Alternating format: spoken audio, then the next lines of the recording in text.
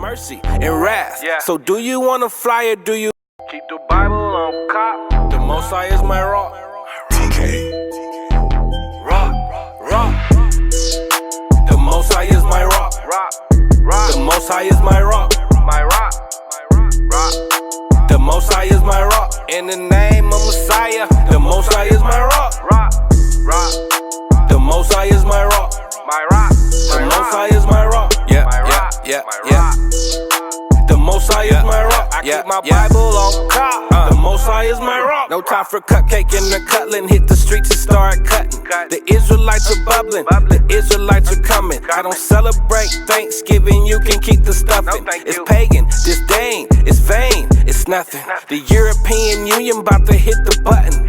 And I feel sorry for you if you think the Lord is bluffing. He ain't. That's why I hit the booth and I tell the truth. Are you fishing with the truth? Homie, where's your fruit? Where's your fruit? If the Most High is your rock, don't treat him like a side piece. Come in this truth plan and treat you like a side piece. side piece. He's the God of mercy and wrath. Yeah. So do you want to fly or do you? Keep the Bible on cop. The Most High is my rock. Now said it. Now has spoken. Shalom, Israel. Shalom! Shalom, everybody online. Welcome to another live class here with the Israelite School of Biblical History and Practical Knowledge. I'm Priest Baltazar. To my left, we got Priest Shathak. All right. We're located at 8524 South Braeswood Boulevard, Houston, Texas, 77071. And our class times here in Houston are Monday and Wednesday from 7 to 10 p.m. 7 to 9 p.m. Friday from 6 to 8. And then Saturday, Shabbat class from about 10 to 2 or later. Okay. If you're local and you want to join us, feel free. We have other schools in other areas. We have a location in Virginia, 2610 Granby Street, Norfolk, Virginia, 23517. You got the brother Kazaki out there. You got Zionala. So their class times are Tuesday, Thursday, and Friday. They go from 7 to 9. Okay, so again, if you're local in around Norfolk, Virginia, or Chesapeake, or Virginia Beach, feel free. Richmond, Virginia, Newport News, feel free to join them for class. Okay, we also have our location in San Antonio at 4219 Centergate Street, San Antonio, Texas. They do class from Tuesday to Saturday. All right, and then. So again, if you're in any one of those areas, feel free to join us. We got the brother Mashaba. He does the Blog Talk Radio out of Albuquerque. Okay, that's every Tuesday and Thursday at 9:30. So you can catch that. It's a blog talk. It's a podcast. So another way to get the truth. Good for the daily commute. Obviously, you're watching us here live on YouTube under Israelite School of Biblical History and Practical Knowledge. Make sure you like, share, subscribe. Make sure you like, share, subscribe to the brothers in Virginia, Virginia live class. Excuse me. We also have our Albuquerque page, ISBHPK Albuquerque, ISBHPK San Antonio. Make sure you like, share, subscribe. A lot of good information, a lot of knowledge, years of wisdom and knowledge and dedication, okay, from these 4 different locations. We have our kids class that we do every Shabbat at 2 p.m. We do that here at the school, so if you like your kids to be a part, learn who they are, learn their nation, their language, their nationality, and what it's about, what this truth is about. The Bible says train them up early. So come on through at 2 p.m. every Shabbat, every Saturday. To watch previously recorded classes, you can do so on ISBHPK Kids, on YouTube. We have our 5 minutes of wisdom. Kazakia is working on that, getting that relaunched, as well as some other things in the works, so look out for those things. As far as on the teaching front, okay? Garments, if you need anything made, You go on Facebook, search Everything Israel Wear. The sisters can get you whatever you like to order as far as garments. The school department is selling fringed shirts. They're $30 each. They put work into it.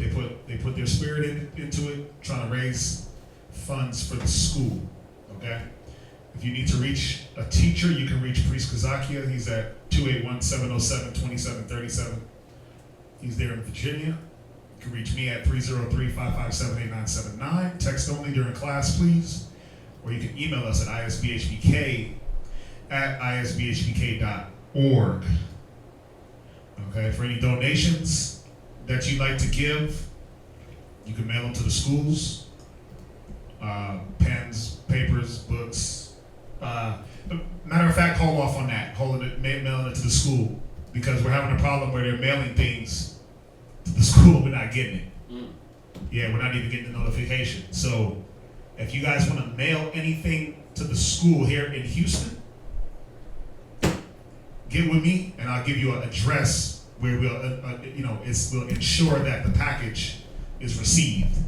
It's better to send it to a house where somebody's going to be there than here where we're not here 24/7.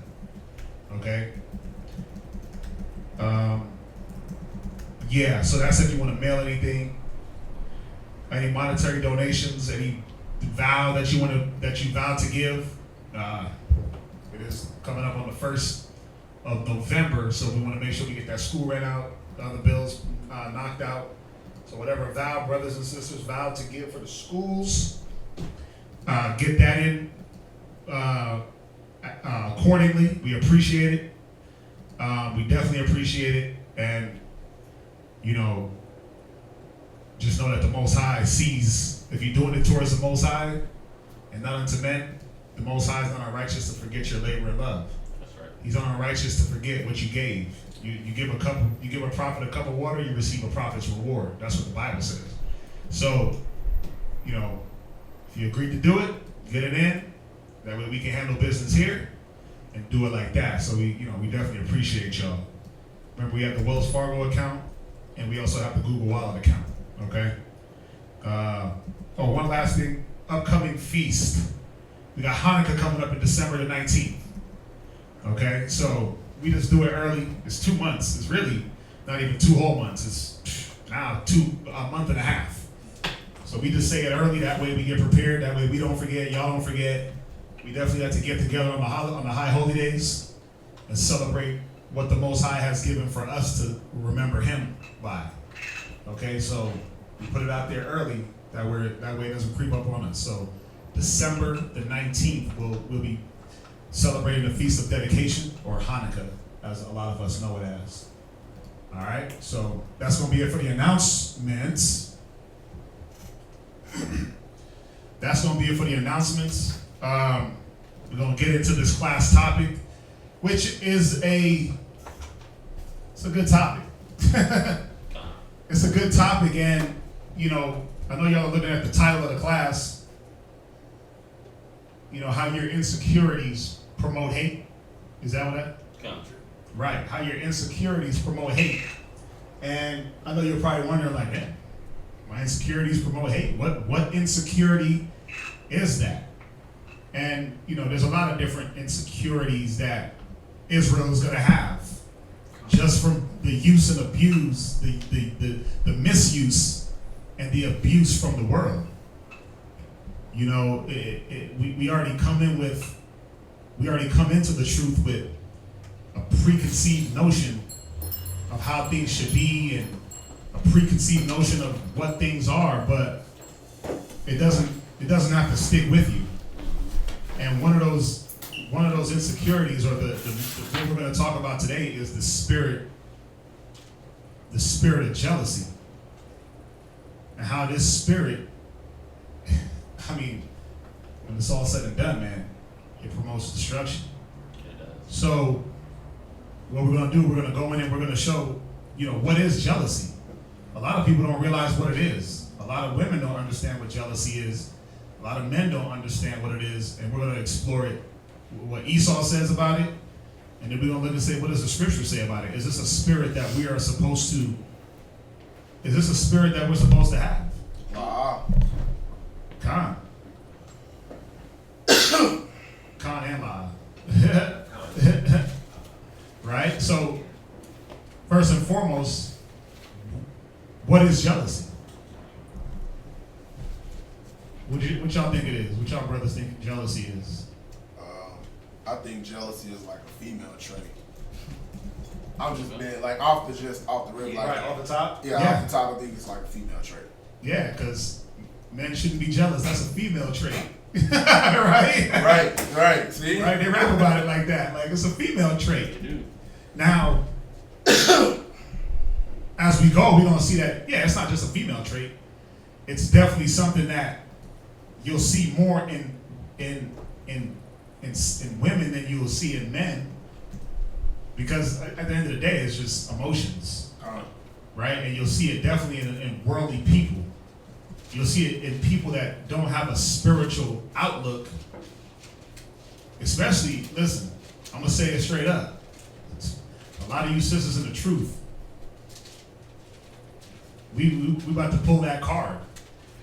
A lot of you sisters in the truth, we about to pull your card. We about to pull your card and show you who you are, because a lot of sisters in the wisdom, a lot of sisters in the knowledge, in the truth, carry this spirit.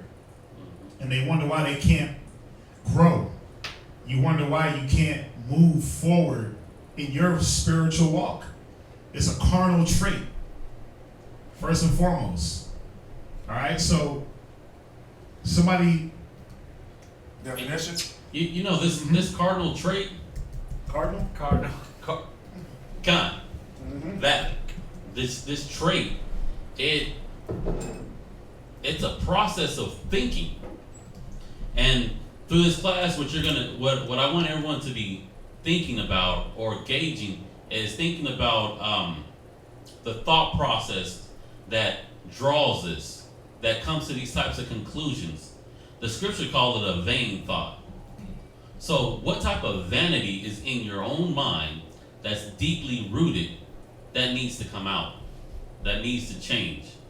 Because like what S.O.W said, that this has became a stumbling block for many women and even men in the knowledge. So what do you have for a definition for jealousy, Major? I got hate. Did you want jealousy? Jealousy. Salakia. Okay. Jealousy is that passion of peculiar uneasiness which arises from the fear that a rival may rob us of the affection of one whom we love, or the suspicion that he has already done it. Okay, so it says the fear of what? That a rival may rob us of the affection. Okay, so this fear, is fear something we're supposed to be holding on to? Wow. Only fear of the Most High. That's right. Exactly. That's the only fear we're supposed to be having. But this fear of something being taken away from us, this fear of possibly losing the affection of somebody. Our affections are supposed to be above. Am I right or wrong? Yes. Con. Exactly. Set your affections above, not on the worldly things. So if our affections are really where they're supposed to be, why would this even come up? It says fear of a rival. Taking something, basically fear that a rival person is taking something from you. Now, for sisters in the truth, when does this come up? When does this come up? When does their jealousy peak the most? It's at its peak. When is the sister's jealousy, a sister that's in the truth, or sisters in the truth, when does their jealousy peak the highest?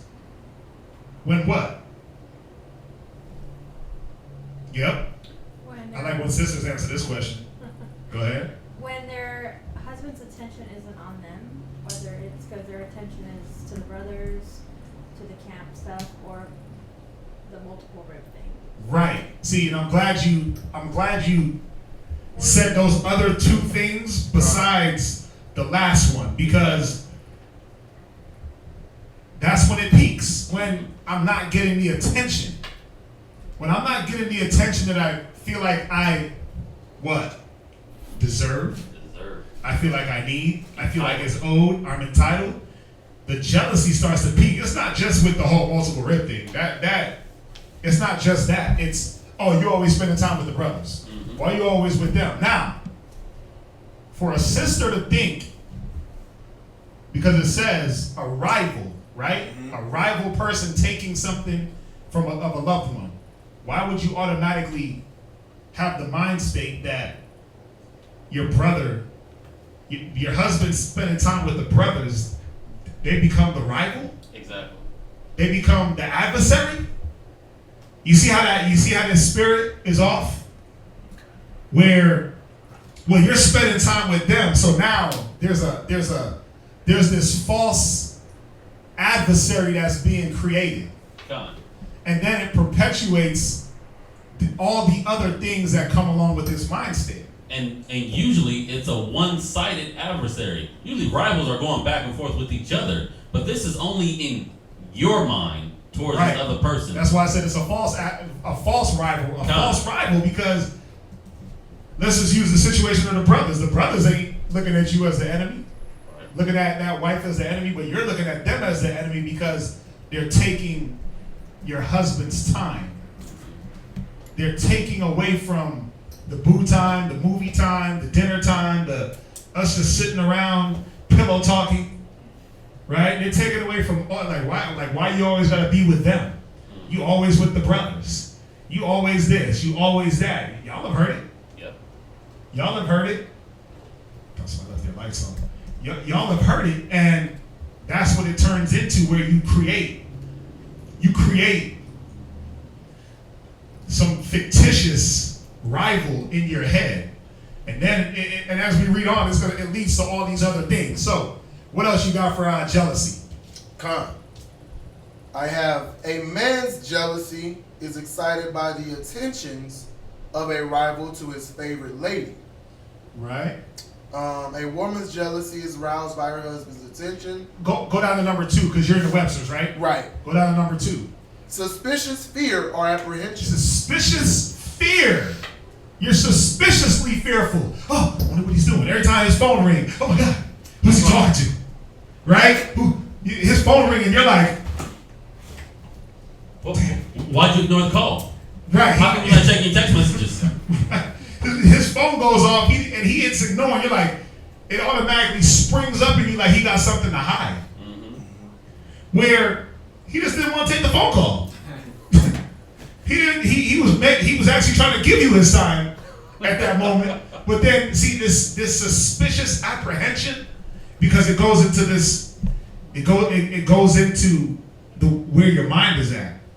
But this suspicious apprehension, oh my God, how come he didn't answer that? It must be a woman. It must be another woman that he's trying to hide from me. Why does it always have to go from I didn't answer my phone to, oh, it's another woman? Like, come on, man. Now, if you got a husband in the truth, if you got a man that's in the truth and he's on a level of an officer, right? Or a brother that has some type of rank in the truth, he's going to be on the phone. I'm on the phone a lot because what am I doing? I give my number out online. People call. People text. So you're going to be breaking your neck a million times trying to look over and wonder. You're going to go into a coma. You're going to go into a seizure trying to, like, why is this? Because this thing don't stop ringing. The only time it don't ring is during class, as everybody knows. Don't text during class. Or text only during class. But outside of that, my phone blows up. Brothers hitting me up, sisters hitting me up, deal with this issue, counsel this person, deal with this issue. So if you're trying to keep up with that, bro, you're gonna have a seizure. What's up? I heard a rapper. He said he calls it mental gymnastics. Back the mind that cartwheels. Yeah. It's meant you're gonna be like, whoa, what? Why is this phone always? How come? And then when I don't answer, it's like, that must be the one that he's trying to get with. Mm-hmm. That's what automatically pops up. Right? What else you got? Or how come you don't want to have that conversation in front of me? Not every conversation is meant to have in front of every person. Number You know, three. I gotta learn that. Like, I don't have, if I'm counseling certain people, I don't have conversations in front of brothers or in front of sisters, because not all information needs to be, everybody's information don't need to be spread. It's confidential. It's confidential. We counseling, everybody doesn't need to know everybody's business. Especially if you're dealing with the same sicknesses on different levels. You don't need to know everybody, you don't need to know what everybody's dealing with. Some things you just can't handle. See, sisters don't look at the different concepts that you can't handle this conversation. It's too weighty. It's too meaty. But you want to be in every old thing and then wonder why you get tossed to and fro and pulled. What else you got? Number three, suspicious caution or vigilance. Right? So suspicious caution or vigilance. What else? An earnest concern or solicitude for the welfare or honor of others. Right. So you see, I was trying to. It's trying to trick the definition into something positive. It's not. It's not a positive thing to be jealous, because jealousy breeds other negative attributes. And for the sisters that came in, this is what we're going over. We're going over the spirit of jealousy, what it is. Right. You are at number 3, right? Yes. And number 4 is one word. Right. Indignation. Con. Right. What else we got? Jump up. I'm going to read this one that he grabbed. Con. It says, fiercely protective or vigilant of one's rights or possessions. I want y'all to remember that. Feeling resentment against someone because of that person's success or advantages. Feeling resentment because another's success, that's there. Characterized or proceeding from suspicious fears or envious resentment. Inclined to or troubled by suspicions or fears of rivalry. Unfaithfulness. This is what is defining jealousy as a level of infidelity. But it's all fictitious. It's all imaginary. It's not real. Not the unfaithfulness part, though. That's real. Because there's something that when you start to look at another person and envy what they got going on, you are being unfaithful to the Most High. Sure. Con. You are being unfaithful to that. You are being unfaithful to the notion and to the belief that the Most High controls everything in you. He's putting you through different situations. The rivalry part, yeah, that's fake. You making up some rival. Oh, it's her versus me now. Like what? No, it's not. Or it's the brothers versus me. That's my time. Gotta stop it. Incline. It says unfaithfulness, etc. So we understand what jealousy is. What causes it? What causes a person to get into that jealous mind?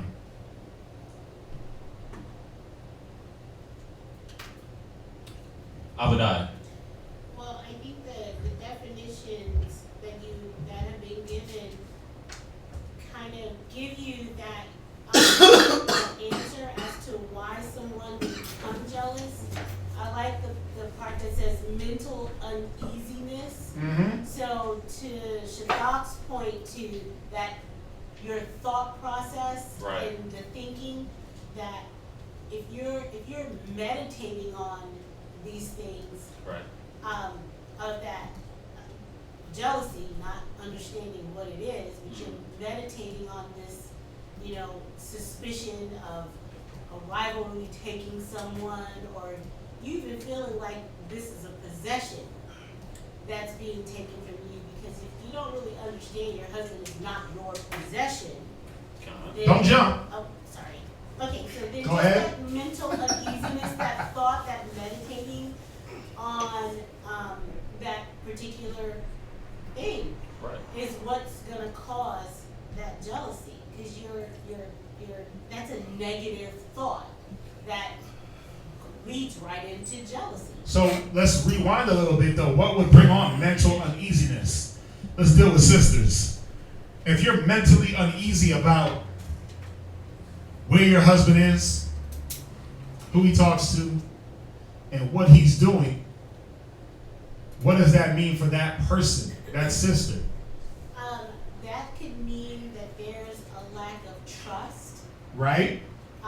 Right? For that spouse, that husband or wife, but for the sister, a lack of trust.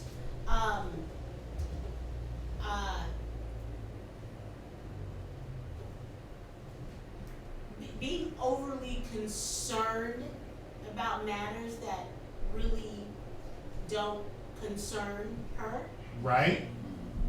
could be a reason. Shara. I was gonna say, just forgetting your place. Right? Like- Go into it a little bit more. Like, why you're here? Are you here to keep tabs on your husband, Some sisters believe they are. They do. or am I here to do the work? Because that's why we're here, anyways. Right. Some sisters believe they're here to keep tabs on their man like they were in the world. Like, where you going? Who you with? What? How come? Nah. You lose your place, and we're gonna go into that. Mathanaya. I was gonna say, not understanding what your husband is doing, Doing what? like his duties, his like not understanding what he's doing. Right. You lose the understanding of what he's doing, right, and what he was called for. Abadiah. I like it. I like that y'all are involved. Go ahead. I think also too, not understanding the order. Right. You're trying to usurp Do y'all know what y'all are saying? Kind. Okay, come. Go ahead. I'm just making sure. usurping authority Right. of his position. Okay. Because it's not our job to question them. To Shara's point, knowing what our position is and what our place is, that's not one of them. To question where he is or what he's doing or who he's doing it with, Right. that's not our job. Shara. I was gonna go back to the class you guys just taught. You forgot your first love. Your Right. husband is not your first love. Most High is, so you have to do his duties first. So when you come off, I want y'all to say it. I can give it to y'all, but I like that y'all are thinking. When you come up off your first love, what do you become? It starts with an I. Huh? Idle. Yeah. Bingo. Idle. It's because you're able to go into a mental insecurity because you became idle. You stop putting your thoughts into what it is that you have to do. Go there real quick. Ecclesiasticus, right? I was gonna say, Wadazab, you're not busy. You're not busy. You guys time to think about what Well- he's doing. Well, guess what? You are busy, but watch. You're busy. Ecclesiastes 33:27. Uh-huh. You're busy on the wrong spectrum of things. Now, Busy in the wrong way. busy in the wrong way. It's almost like when you're working. I'm gonna take it to the work field, and you got a project that you got to complete, and you got a deadline and a time. Your mind is consumed on getting this done because you don't have anything. You don't have any other time to think about anything else because you got a lot of work ahead of you, and you got a short amount of time to complete it in. Now, when your mind is finally at ease, and you get a little bit of chill time and kickback time, Get dirty. then you start sitting back and say, man, my husband's phone was kind of ringing kind of often. I know while I was doing this, he kept going in and out the house. Why did he take 2 showers today? It's hot. Use it. No, it's like he's on the phone a lot talking. He's like, I wonder who he's talking to. You worried about who he's talking to, but you're ignoring the sister calling you to deal with your spirit. It's things like that. That if you weren't so idle in the mind, you would keep on top of your spirit. Watch. Read Ecclesiasticus. Ecclesiastes chapter 33, verse 27. Send him to labor, that he be not idle. For idleness. He said, send him to work. Because if I got enough work to do, I don't have time to think about anything else but the work. Right? I don't have time to think about what somebody else is doing. And it's not just your husband. No. Yep. Because some sisters be jealous over other sisters. How come she ain't doing as much as I'm doing? Yep. How come I gotta do all that? Mm-hmm. What you mean, how come you gotta do all that? That's what you gotta do. Don't worry about what any other person is doing. Look at what you have to do. Perform that faithfully. This jealousy thing, it's not just husband and wife. It's husband and wife, it's sister and sister, it's brother and brother. Brother and brother. Brothers be jealous just over the most, just childish reasons. How come he got 2 days off in a row and I ain't getting no day off yet, or I didn't get this, or I didn't get that, or how come the Most High is giving him that? I'm working too. Yep. It's about a mind state and an outlook. It says do what? Read it again. Send him to labor, that he be not idle. Because that's what work does. It soaks up that idle time. And as much work as we have to do just here in this school, it's like, who got time to be idle? Nobody should. Nope. But see, the problem, nobody's like, hey, give me more. Oh, there's work, give me more. Everybody's like, oh, no. Oh, I got a moment to chill? We ain't doing that. Let me do that. Yeah. Instead of saying, you know what? The harvest is plenteous, but the laborers are few. Give me more labor. Gone. And then what happens is that little chill time, brothers and sisters, that little chill time starts to develop that idle mind. Go ahead. For idleness teacheth much evil. Wait, and then what starts to happen in the idle time? Teacheth much evil. Yeah, you start to learn evils, man. Your brain starts to backflip and cartwheel, and it wonders. It ain't like, oh, and I'm not talking about, oh, you just chilling and taking a break, and then all of a sudden you just, no. But your mind, he that giveth his mind to the meditation of the law, right? You stop meditating, even if you're not putting your hands to the work. You start meditating and thinking about the wrong things. Yep. See, it's not just, constantly moving around like, I'm just constantly moving, so I'm working. Where's your brains at? Where's your mind at? That's what it's about, the meditation.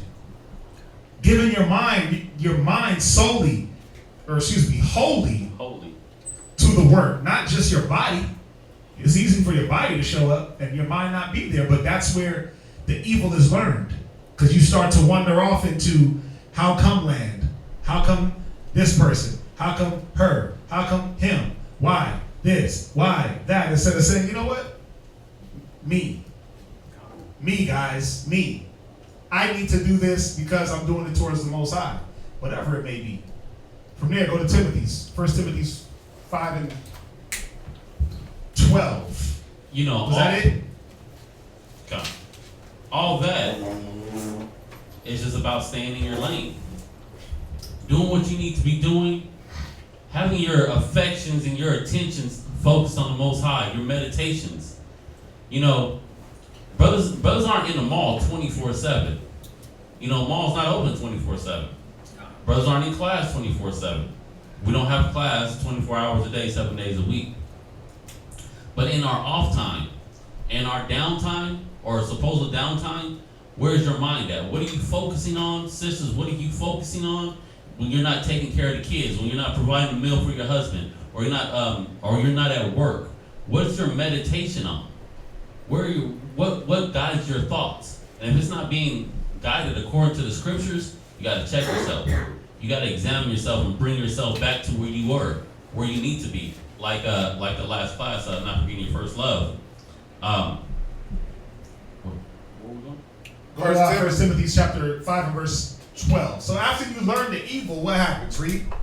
1 Timothy chapter 5, verse 12. Come on. Having damnation, Now you start to build up this damnation. Read.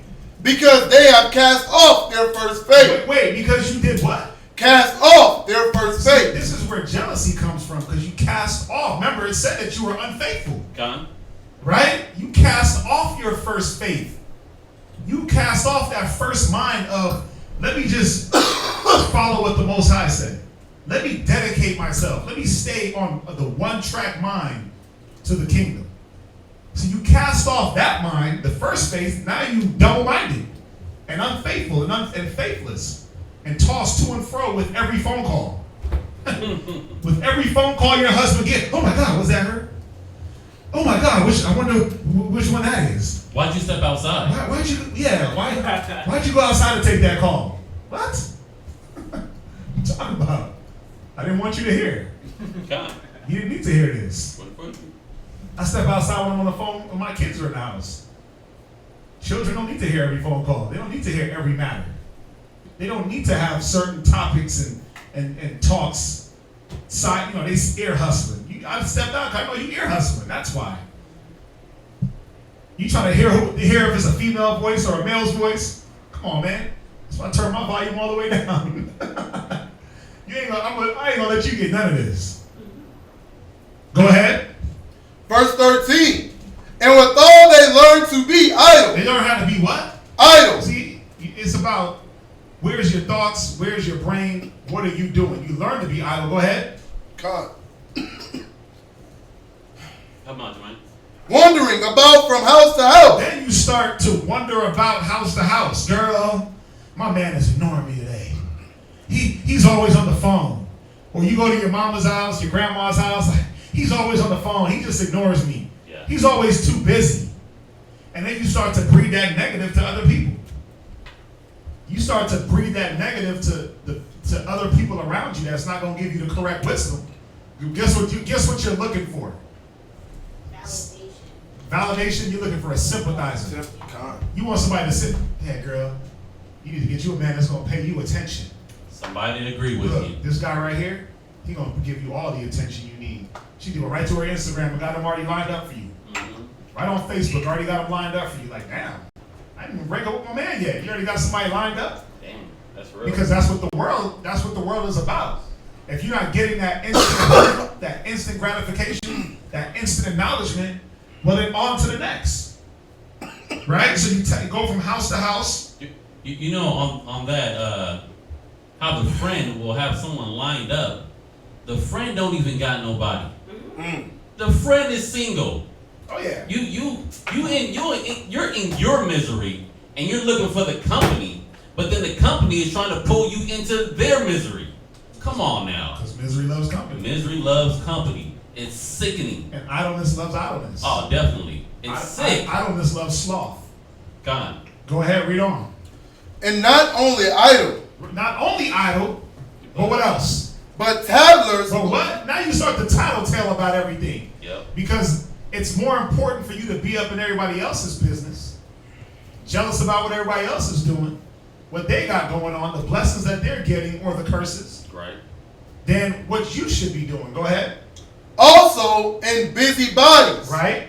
speaking things which they ought not. Right. And that's what it goes into. Now you start to pass blame.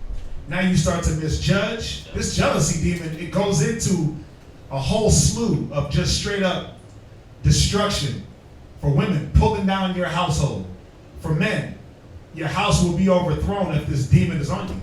Because you got brothers, man, they be in the truth, they're in the knowledge, and what is the knowledge? Because it's not just sisters. The knowledge does what? What does it automatically make you? What was Paul?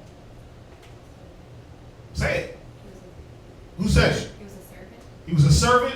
What did he always say? I beseech you as the what of Christ? Servant. Servant is a P word. Prisoner. Con. Prisoner. Now, if you're a prisoner, you can't go at your own will, at your own pace, right? But see, that's what happens when you really, really just give yourself to the knowledge. It says it's like fetters. It's like shackles. It shackles you down. And what happens is you're looking at the world. It's like, man, the world is passing me by. I'm over here being a prisoner and going through all these tribulations, and these niggas is having a fun time. You start to envy the wicked. Yep. David said it. He said, how foolish was I? And he almost slipped. Envying the prosperity of the wicked. Because jealousy and envy, I mean, they're one and the same. So you see, it's not just a woman trait. It's a people trait. It's a carnal trait. It's a man, woman, child, where it will go, it doesn't matter what gender, it matters what spirit you're in. Right? So where we headed from there? Did you finish that? I think you did. Yes. Right. So idleness, Verse 13. right? Idleness causes it. What else? Insecurity.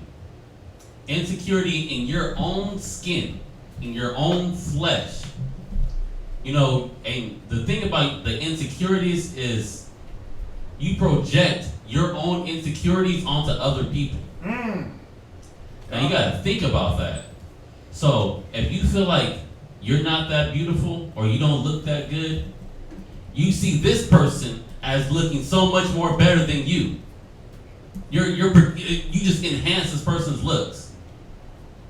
Oh, a definition for insecurity. Go ahead.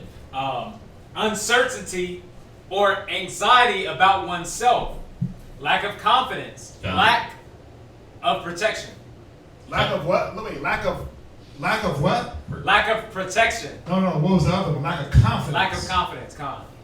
How can you? Let me ask y'all a question. How can you lack confidence when it's all right here? That's not a way to confidence. You got like 8 books of confidence. How can you lack it? Well, because where are you meditating? Where's your mind at? Right?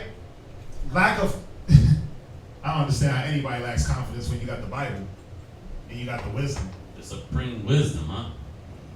Con. Right? What were we gonna say? I was gonna say it could be like a self-esteem. So it's like right all in the mind. There's anxiety in the mind. So maybe that lack of self-esteem or low self-esteem could cause that lack of confidence. Again, if you got low self-esteem in the truth, you got a problem. Con. You got a problem. How can you have low self-esteem when you're the chosen people and you know Yeah, it's got it. it? How can you have low self-esteem when you know that the kingdom was made for you? How can you have low self-esteem about yourself when the Most High don't got low self-esteem for you? Con. But it goes go to Ecclesiastes 39. We gotta go here. I'm sorry. Con. We gotta go here because to kill these thought processes and to kill these mind states and really show brothers and sisters that how can you carry around these mind states? Because it's not just jealousy. It's insecurity, man. When you're insecure, you won't perform to your fullest capacity. Right? You won't step up to the plate when it's time. So insecurity can't be in you. That's a spirit of fear. Con. Yeah. That's fear. Fear for what? What other people are looking at? I'm not insecure because I don't care. I walk around, bro, come on. I'm not insecure in anything about me. Con. Because at the end of the day, I don't care what you perceive me as far as like, physical or whatever the case may be, is what the Most High is looking at. Con. That's the bottom line. As long as I know my intentions, I'm going to say it. God knows my heart. Most High knows my heart. Right? I'm saying, I didn't say it up in yeah. That's what they say, sir. That's what they say, man. God knows my heart, but as long as my intentions are pure and I'm moving according to what the wisdom says and doing it that way, I don't care what anyone thinks, because anyone can conjure up anything about anyone. Do I move around and just be a niggard at the table? No, I still move around and try to be blameless. But you can't you can't please everybody. I'm learning that everybody's not going to be pleased with you. No matter how many times you walk on eggshells, no matter how you tiptoe, no matter how much discretion and condescending you have, you can't please everybody. But I got to make sure that whatever I do, whatsoever you do, do it wholeheartedly unto the Most High, not unto men. So that way, that kills insecurity. Con, because are you wholeheartedly insecure towards the Most High? Nah, who does that? But the scriptures say, whatever you do, do it wholeheartedly as unto the Most High, not unto man. So when you're jealous, are you wholeheartedly jealous to the Most High? Nah, your affection, your thoughts is away from the Most High. When your hatred, your envy, your strife, your backbiting arises, you're not wholeheartedly doing that to the Most High. And who would do that to the Most High? Think about it. Use your line. Think about it. Why would you do these things towards the Most High? That's not an attribute that an Israelite should have. That's an attribute learned by nations. That's an attribute learned when Eve wanted to partake in the negative knowledge. Listen, that's what was pumped into us as children when our parents didn't have balance and know how to deal with us. They made us feel insecure. Done. When you know, oh, you got a big head, or you got this, or you got that. They did it jokingly, but it stuck with you. So that's what you carried through life. Read that. Verse 1. Ecclesiastes 39:1. Ecclesiastes chapter 39, verse 1. Go ahead. But he that giveth his mind to the law of the Most High, Right? and is occupied in the meditation thereof. In the what? In the meditation Right, thereof. you gotta be occupied in the meditation. Go ahead. Will seek out the wisdom. No, he'll be idle. Will seek out the wisdom. No, he'll be insecure. Will seek out the wisdom. Yeah, you're gonna seek out wisdom. You're not gonna sit back and be idle and seek out who your husband is talking to. Seek out, oh, what sisters you trying to get with next? You ain't seeking that out. You'll be seeking out the wisdom to do a few things to combat that mind state and to keep you on track on your work. You'll be seeking out, what do I got to do next? What does this sister need help with? What does this sister need help with? What do the brothers need? You know, how can I be more help to the body? Nobody asks those questions. How can I be more of a help? It's always, why me? What are you doing? How come this? How come I got to do it? It's never, how can I be more of a service? How can I give myself more? Go ahead, read. Of all the ancient, and be occupied. And be what? And be occupied. Right, occupied in evil? In prophecy. Wait, in evil. In prophecy. In negative. In prophecy. In busybody. In prophecy. In tattletale. In prophecy. Yeah, you're going to be occupied in the prophecies of the Bible, man. Because you're going to be meditating like, wow, the law said, wait, hold on, wait. Oh. Damn, let me look into that. Look, man, the brothers dropped a good class on jealousy the other day. Instead of disregarding it out of your head, you're like, man, I wonder, is that me? Huh? Do I carry that trait, that learned trait from the world? Do I carry jealousy? Am I self-motivated? Let me make sure that's not me. And you meditate about yourself, examine yourself. A lot of people don't do that. Go ahead. Verse 2. Right. He will keep the sayings of the renowned men. What? Keep the sayings of the renowned men. No, he'll keep his own sayings. He will keep the sayings of the renowned men. Yeah, but what is you saying? What is you saying, fam? Sometimes you look at brothers and sisters like, what the hell are you talking about? See, you ain't been studying in a while. You ain't meditating on nothing. Because the sayings aren't being kept because of where your mind is. Go ahead. And where subtle parables are. Right? You get lost. Where subtle parables are, you lose all understanding. I didn't get that. But what does the scripture say, read? He will be there also. Yeah. A lot of y'all get left.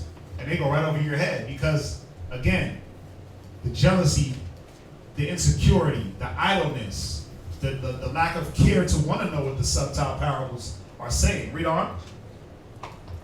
He will seek out grave sentences and be conversant in dark parables. Right, go ahead.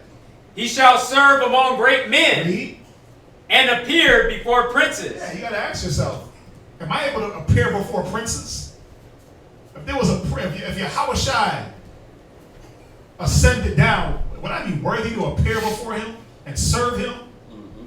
Or would he just chop you in half for being disgruntled, disrespectful, jealous, insecure, hateful? And what's crazy with just what you're saying, you might not even be outwardly doing all of those things. Right. But the Most High knows. Oh, yeah. And when he comes down, that's the sad part. We're going to be judged on that, even if those are our thoughts. Oh, yeah.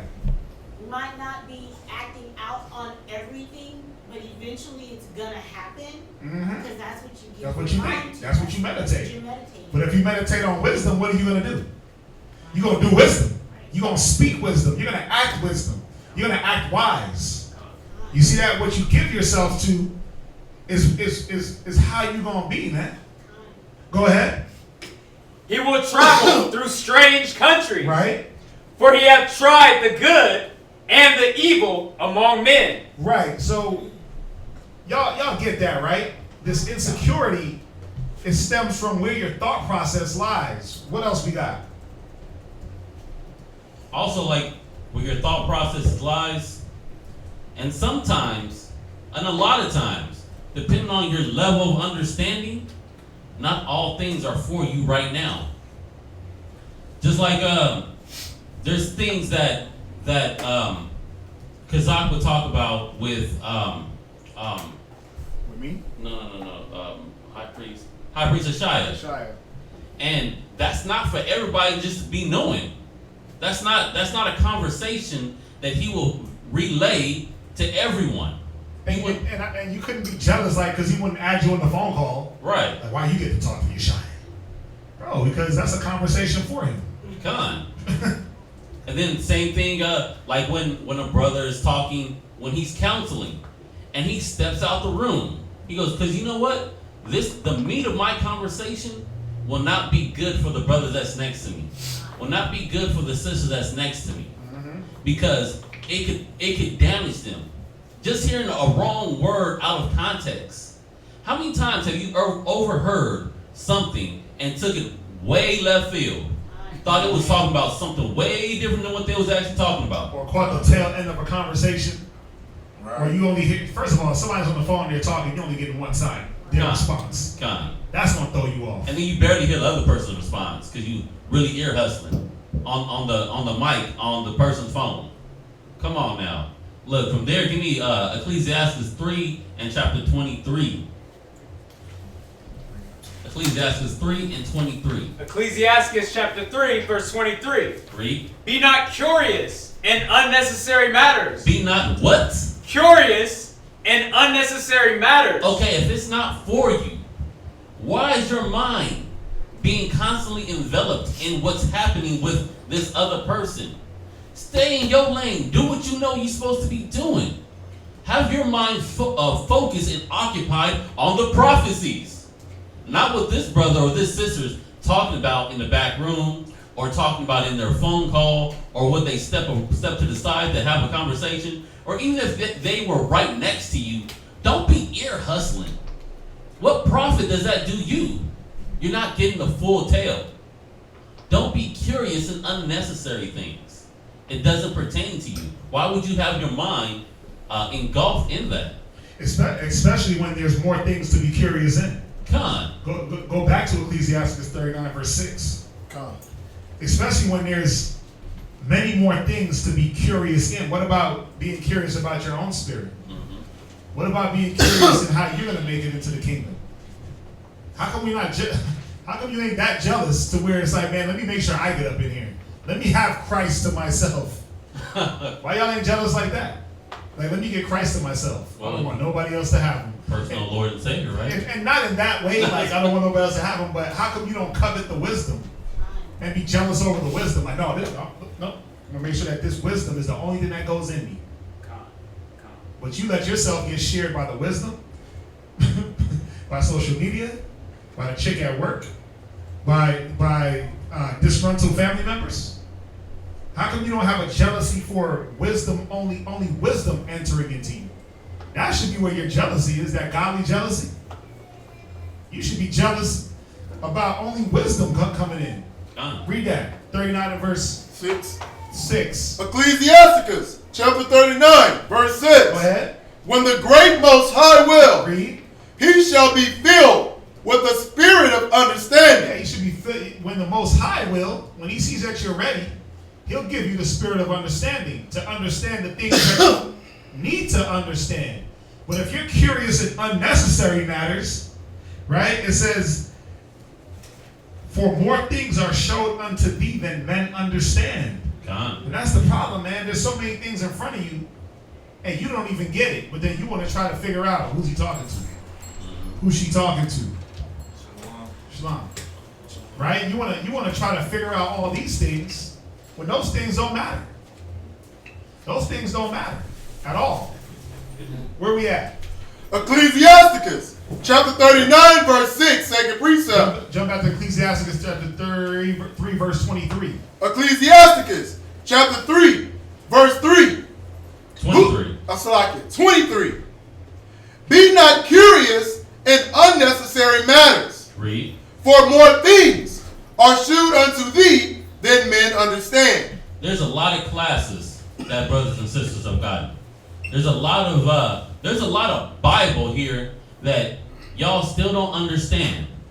So why are you trying to take your mind into the abyss with a phone call, with an absence of an appointment, when you see somebody move a certain way, or take your mind to the abyss by a facial gesture, the look on someone's face?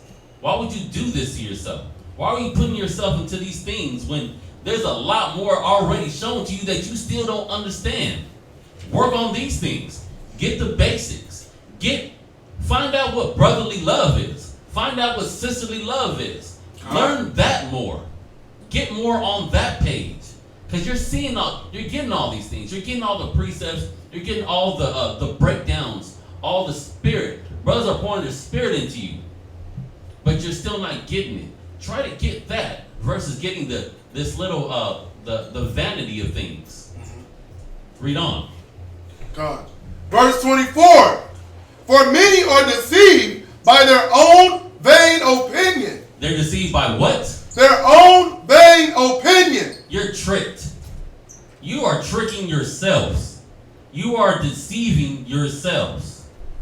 You are causing yourself to err. And it's nobody's fault but your own. And you take your mind to places where it has no need to be. Your mind is supposed to be studied in these scriptures. Your mind is supposed to be dedicated to the Most High.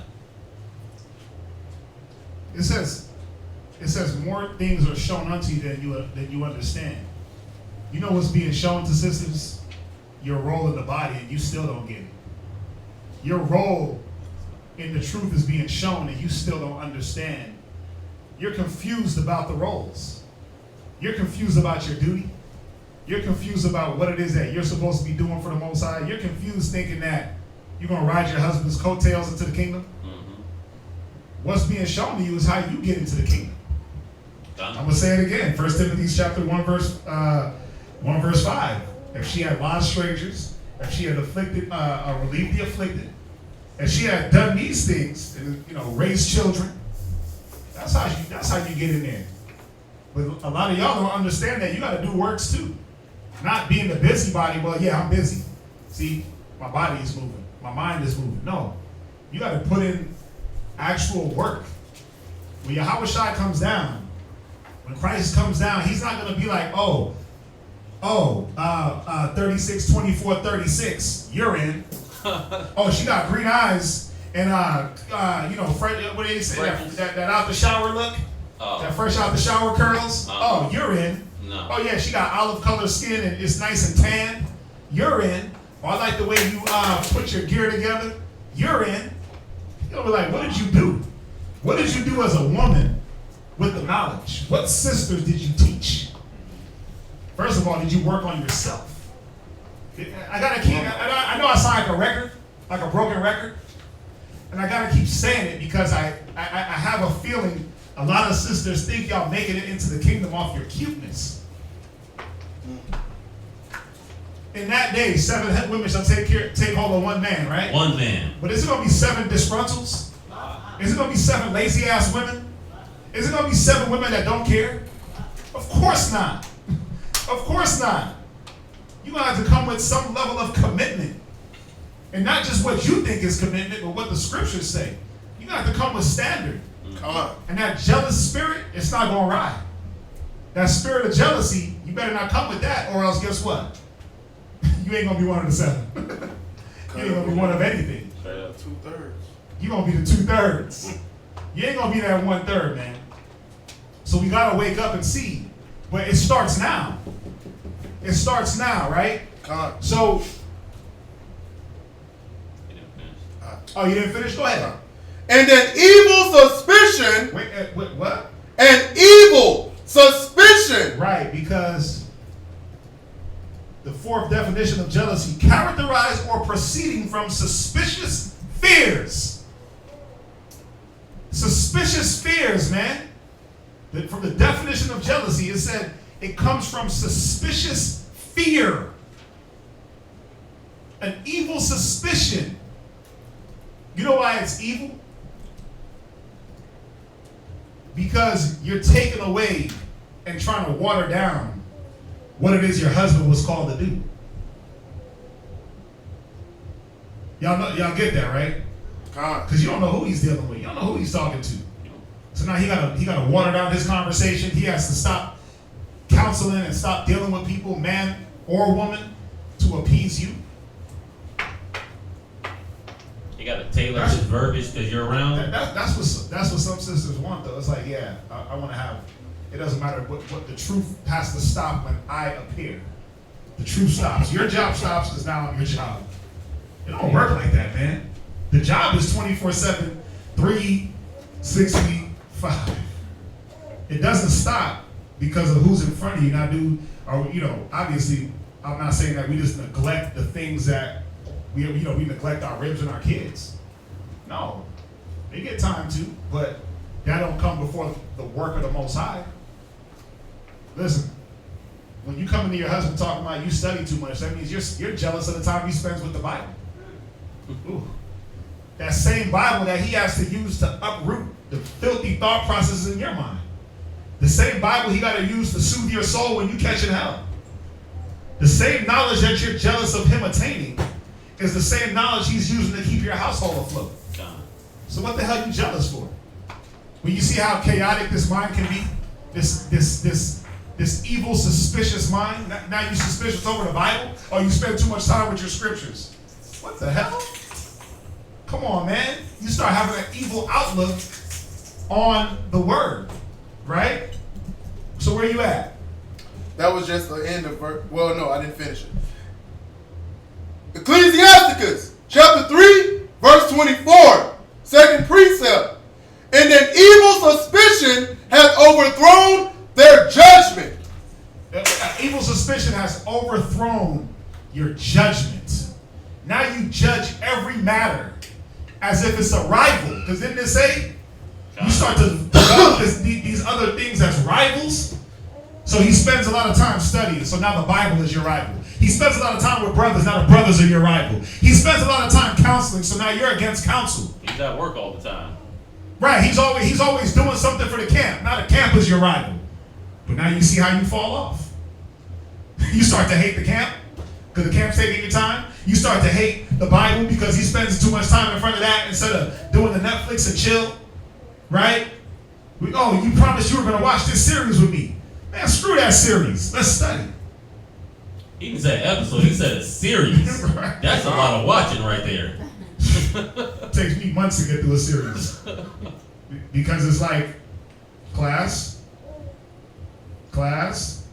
Oh, let me rewind that. You'll hate watching TV. Let me rewind that because you miss things. But the point I'm trying to make is this evil suspicion. This is where jealousy comes from, man. It comes from these evil outlooks. And this is what the evil outlook pushes the jealousy, and the jealousy pushes the evil outlook. It's like this never-ending cycle that if you don't clear one, then the other one won't be cleared, and vice versa. Y'all get this, right? We ain't going over y'all's head with it, are we? Law. Where we at? Ecclesiasticus, chapter 3, verses 24. Right. Jump down to... No. Jump down to...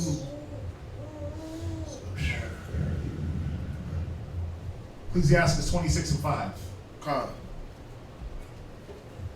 Ecclesiasticus, chapter 26, verse 5. There be three things. No. Oh, yeah, go ahead.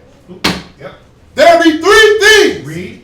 That mine heart feareth. Because what happens now that you got the evil suspicion, now that you have the tainted, seared with a hot iron, unbalanced, unfaithful, envious mind state, what starts to happen? Go ahead. And for the fourth, I was sore afraid. Right. The slander of a city. The what? The slander of a city. You start to become slanderous. Go ahead.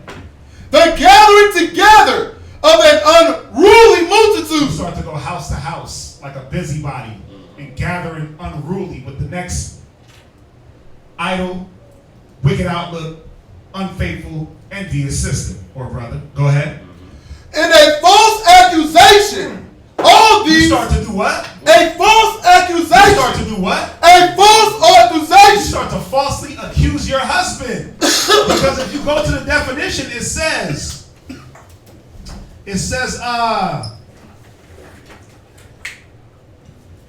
where's it at? It says that you fear that they've done it, that they've committed whatever act, right? It says a false accusation. Now oh yeah, I know you sleeping with her. Ain't that how it happens in the world? I mean, come on. Is it far-fetched what the hell I'm saying? Your man's phone ringing, you automatically think like he's banging the mailman or whoever it is on the phone.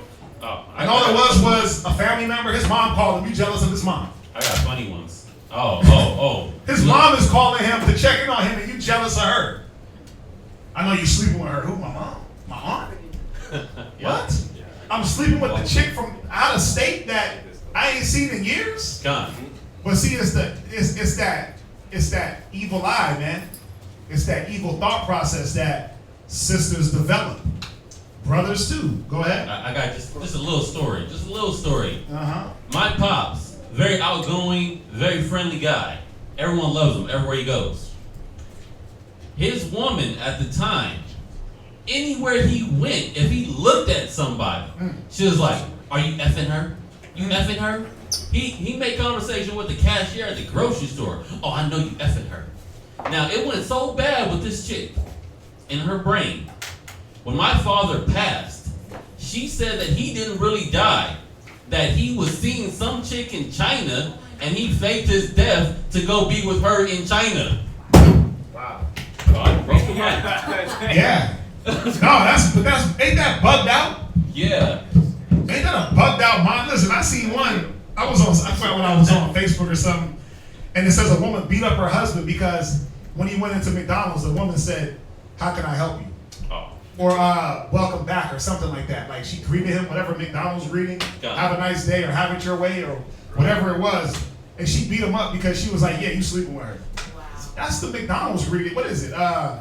Or the Burger King? Burger Burger King. King is having Yeah, After what? she said something like, "How are you doing today?" or something, and she started fighting him in the damn McDonald's Dang. because the employee was doing her job.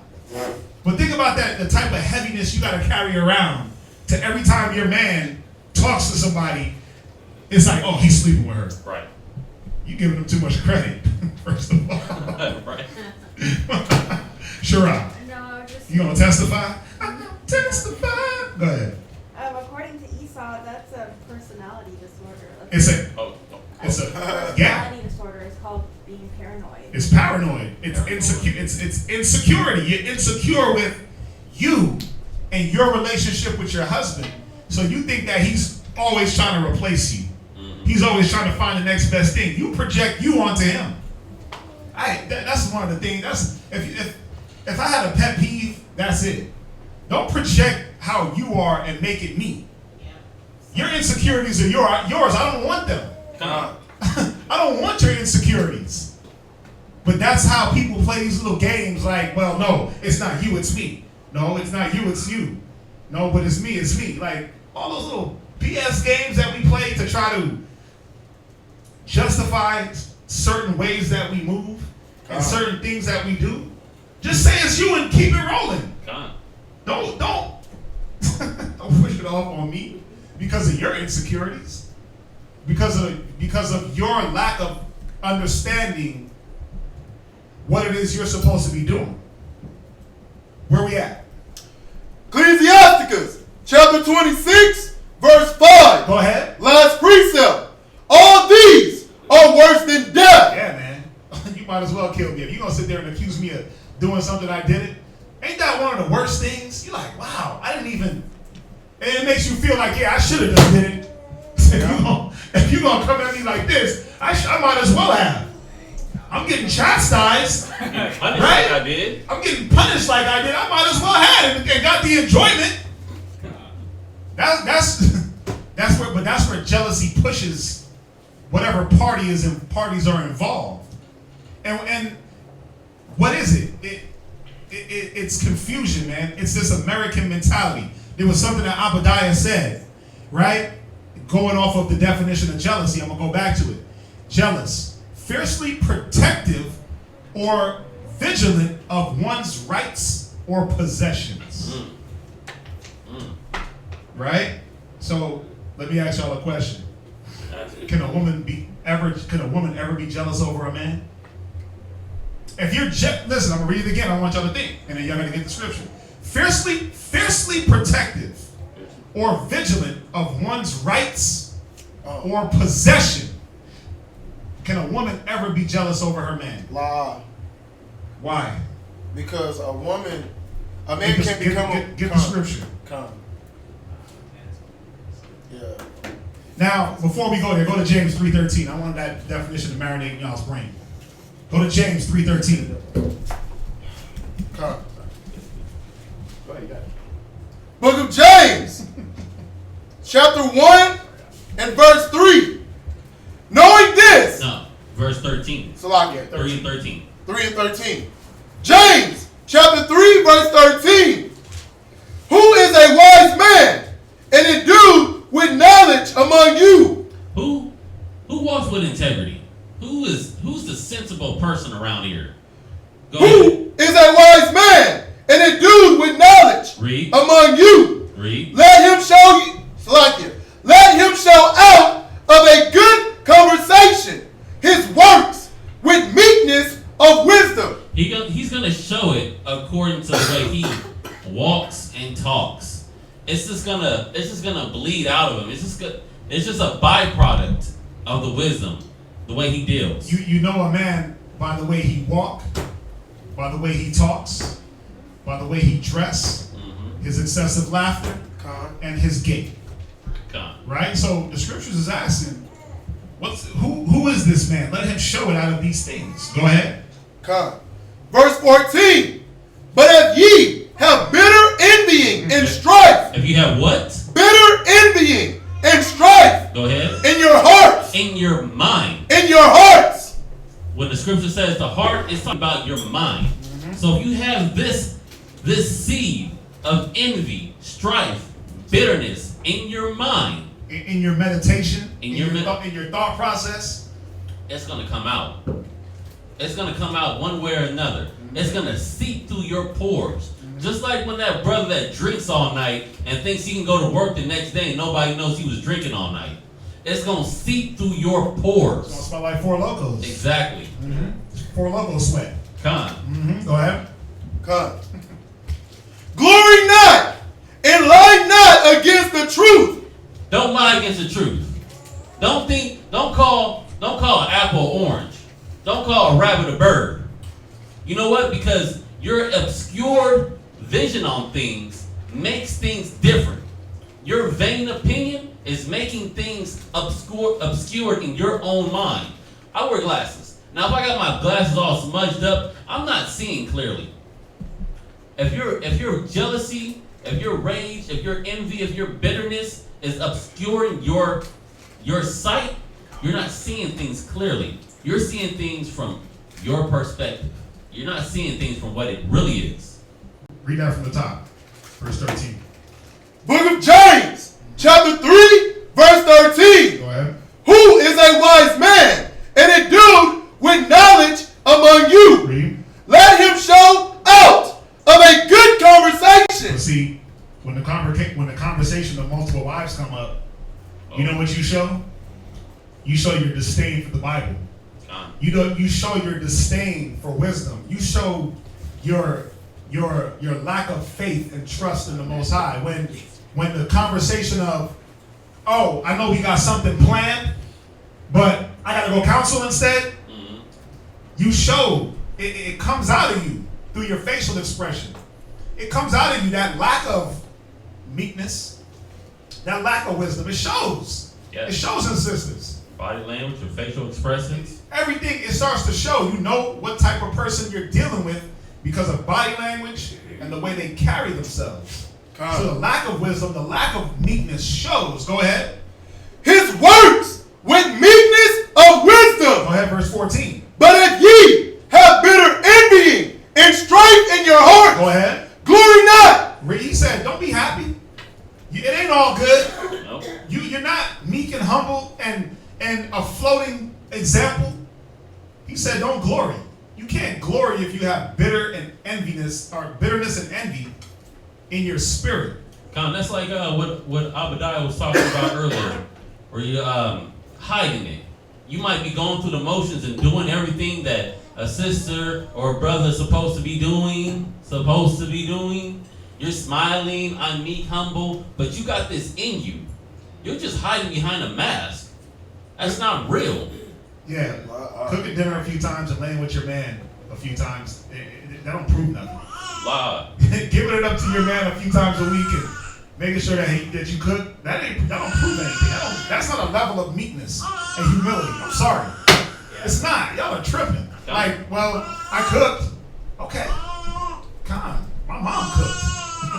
My mom did my laundry. You know what I'm saying? Like, moms did laundry. Moms cooked. Come on, man. The standard, I'm trying to show y'all that the level of standard has to come up for sisters. What? Just read the last precept. Hold on. The level of standard has to come up because it's about a spiritual standard. It's about getting these spiritual things out of you. It's not about I cooked and I cleaned. I can hire somebody to do that. Right? The nigga at the Waffle House cooked. I mean, come on, bruh. Really? We gotta think about it y'all gotta think about what it is that y'all are called to do on a different level above cooking and cleaning and making a few garments and these carnal things. Because what do those things matter if you got bitterness and envy in you? What does it matter? What do people see? They don't see your house because ain't nobody over there to see how clean it is. Right. They ain't tasting your food because you ain't cooking for nobody else but your husband. So what is it that they see? Halloween. Putting on a mask. They see the right. They see it, but they see right through it because it's like, wait a minute. She got a lot of bitterness in her. She got a lot of envy in her. He got a lot of envy in him. You try to hide behind the carnal works, but what about the spiritual work? What about breaking down that spiritual, that disgusting, filthy man that's in all of us? What about that work? And then eradicating these things. Nobody wants to do that. It's like, let me hide behind garments and cooking and cleaning. And then you are bitter. You are envious. So guess what you do? You cook, you clean, you sew, you deal half-assedly. Yep. You do it on autopilot. There's no love and care because why? There's still bitterness in you. That's why he says this. Read on. And lie not against the truth. Well, I'm only envious because he went and tried to get another woman. And lie not against the truth. That was already in you. These fictitious games, man. You make these fictitious rivals, but guess what? It's not you versus her or him versus you. It's you versus you. Nobody wants to deal with the devil. Nobody wants. Has anybody seen what's the Will Smith movie that just came out? Gemini Man. Nobody wants to fight themselves, man. He was sitting back like, whoa, that's me. Me is gonna take out me. Oh, I'm sorry. I ain't gonna talk it, but it was a good movie if you look at the little things they were trying to show you about the battle within, man. Nobody wants to blame their issues on themselves. It's always something else. Let me blame the truth. Let me blame this man. Let me blame her. Let me blame him.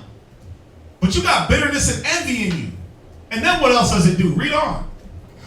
This wisdom descended not from above. So if this wisdom don't come from above, the Most High didn't give it to you. Right. You weren't born like that. Read. Where did you get it from? Read.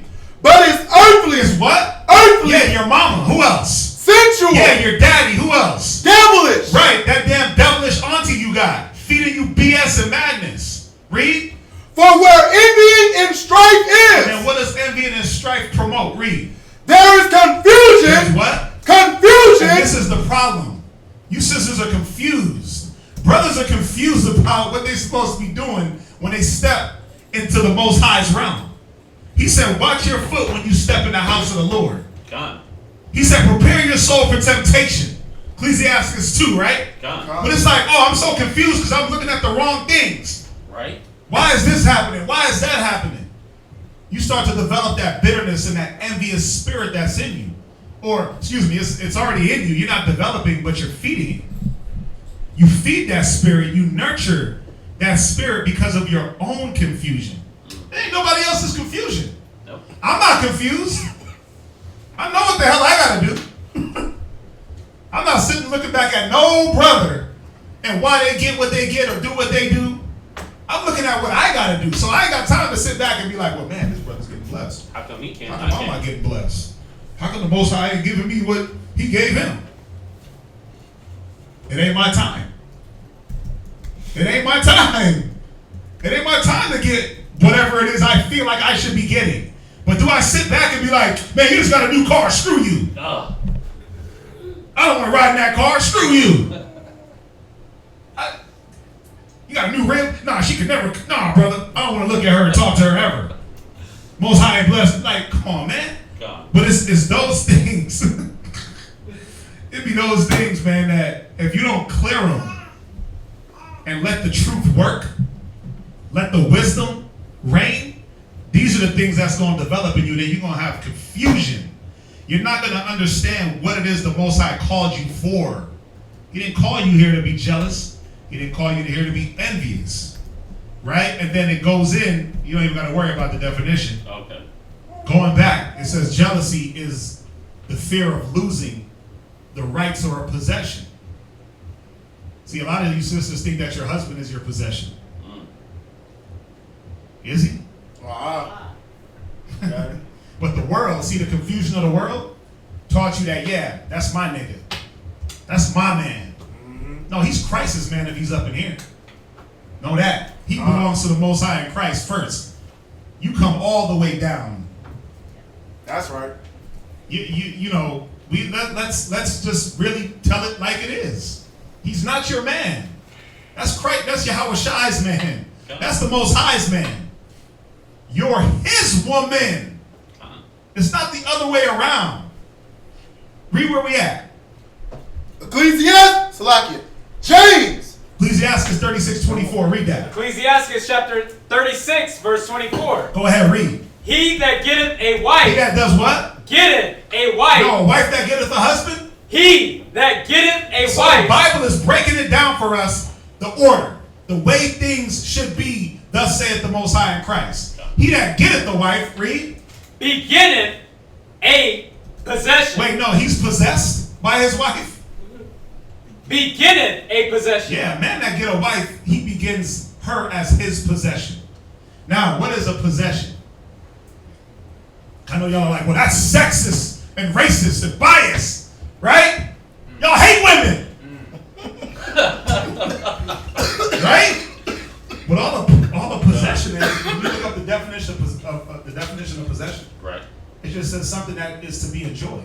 Right. A possession is just something to be enjoyed. That's all it is. But you know why you don't feel like it's possession? Because you got jealousy and envy in you. You got hatred in you. You got confusion in you. You let that jealousy reign, man. And I don't want to possess no jealous ass person. No. Stiff arm. I ain't kicking it with you. With that mind state, everything I do, you looking over my shoulder. I've seen it one time where a brother was on his phone. He was sitting down on his phone, and his rib stood over his shoulder and was like looking down, like not really looking down, but like breaking her neck to look down on his phone. Yeah. I was like, and I sat back, I was watching, I was like, damn, she really want to see what's in his phone. But he didn't know she was looking. Oh, that's right. She didn't know he was looking, but she was like, who's he texting? Like, who wants to live life like that? Who really wants to live that type of life where you're always worried about what someone else is doing, but not yourself? You could, because the mind state is that he's mine.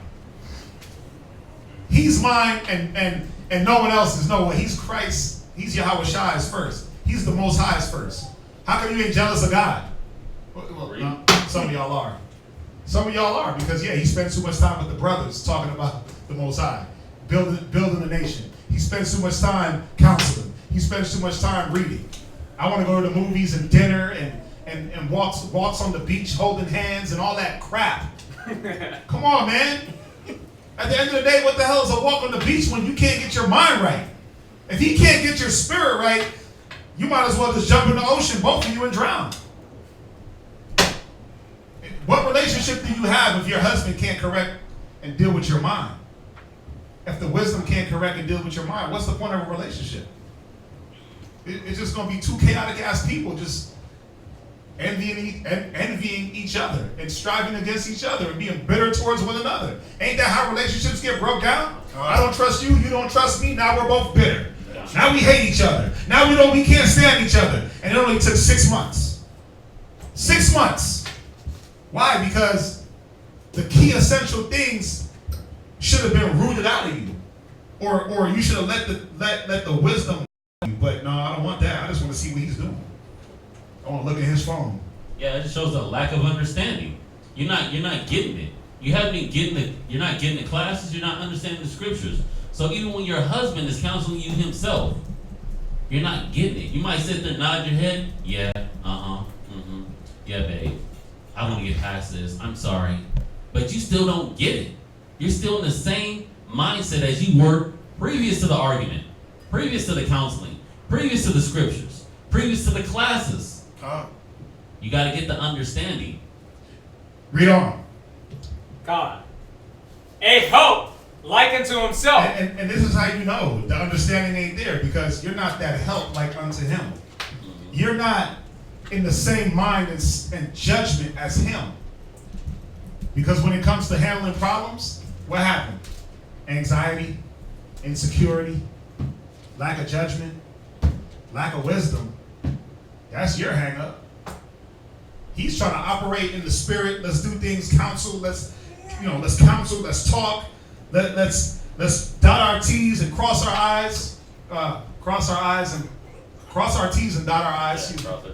Let's be on top of things, and you're busy worried about where he's at. Oh, you getting dressed? Oh, you got a new cologne? Why you switching up colognes? Why you ironing your pants all of a sudden? Like, I've been ironing my pants. What you talking about? Who you getting? What? All of a sudden why you shave your beard? Like, what, you trying to look young? I think it's funny until you hear it. Right. You think it's funny until you, who you trying to look young for? Who you trying to smell good for?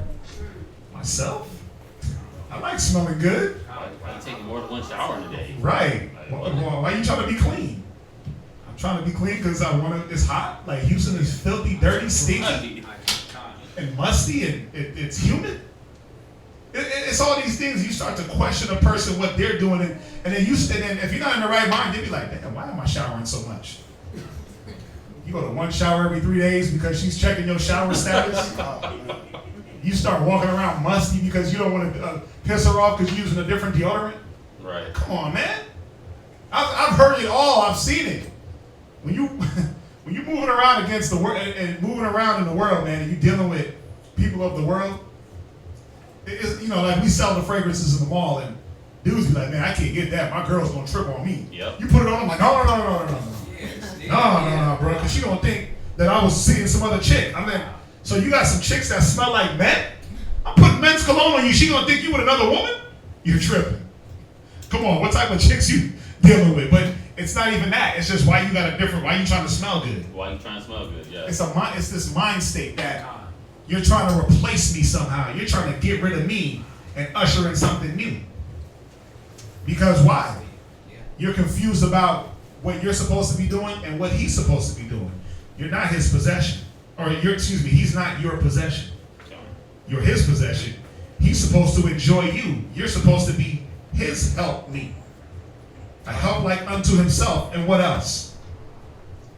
And a pillar of rest. And a what? And a pillar of rest. And all you gotta do is ask yourself, wait a minute, when my husband comes home, is his day worse than before he got home? Does he avoid coming home? Does he get off of work at 3 and get home at like 9 or 10, halfway faded, to to be able to put up with your thought process? Is he hitting happy hour, then reverse happy hour, coming home? Is he making up excuses to not be around you? Because a man that enjoys a woman, her touch, her speech, all these different things, he's gonna be killing himself to be around. He can't get enough. That comfort of her tongue, right? All these things that the scriptures say that a woman should be. Just ask yourself, does he want to be around me? Does he get rest? Do I provide him that rest that he needs from being beat down by the world? All you gotta do is ask yourself, y'all know. You add to it. Or do you add, do you add to the chaos? Do you add to the confusion? Do you add drama? You'll know if you just sit back. You ain't got to examine. You'll just know because he won't want to be around you. He don't want to be around. No man wants to be around that. Right? Where we at? Go to Deuteronomy 28:54. Yep. Book of Deuteronomy, chapter 28, verse 54. So that the man that is tender among you and very delicate, his eyes shall be evil toward his brother. His eyes going to be what? Evil toward his brother. That comes from jealousy, envy. Your eyes evil towards your brother. And towards who else? The wife of his bosom. Because guess what? I can't get away from this chick. I try to stay away, but guess what? I still got to come home sometime.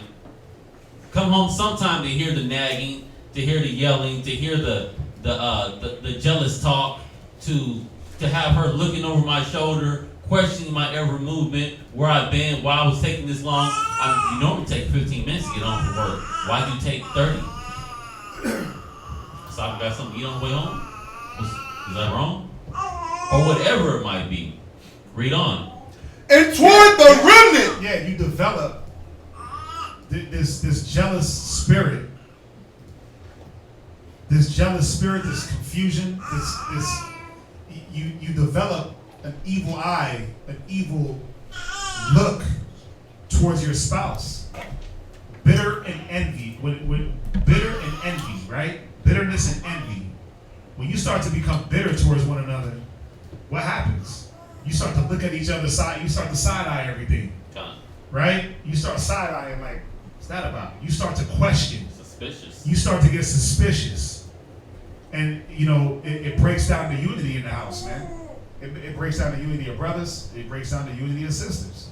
So you develop this evil eye towards one another. Right? As the scriptures are going to tell us. Read. And toward the remnant of his children, which he shall leave. Jump to verse 56. The tender and delicate woman among you. Now you're not so tender and delicate. You sound like a beast. When this man hears you, you sound like a beast. The way you come off, the suspicion, the evil outlook. It's like, dang, I thought this was my pillar of rest. I thought this was somewhere I can come home and chill and actually be at ease. But read on. Which would not adventure to set the sole of her foot upon the ground for delicateness and tenderness. Go ahead. Her eye shall be evil toward the husband of her bosom. Side-eyeing, evil looks, suspicions. Nigga, who you was with, where you was at. And who with? How long? Why? Questioning every aspect of his life. Trying to break down his whole itinerary. Come on.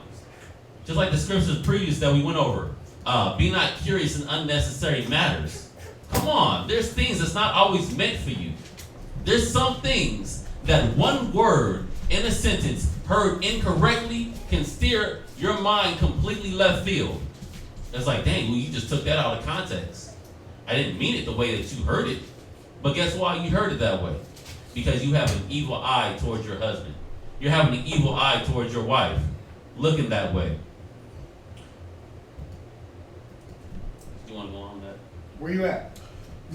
Second to last precept, verse 56. Go from there. Go to Matthew. Okay, Matthew chapter 6 and verse 23. 30 minutes. We'll get through it. Oh, come. Matthew chapter 6, verse 33. 23. 23. Come.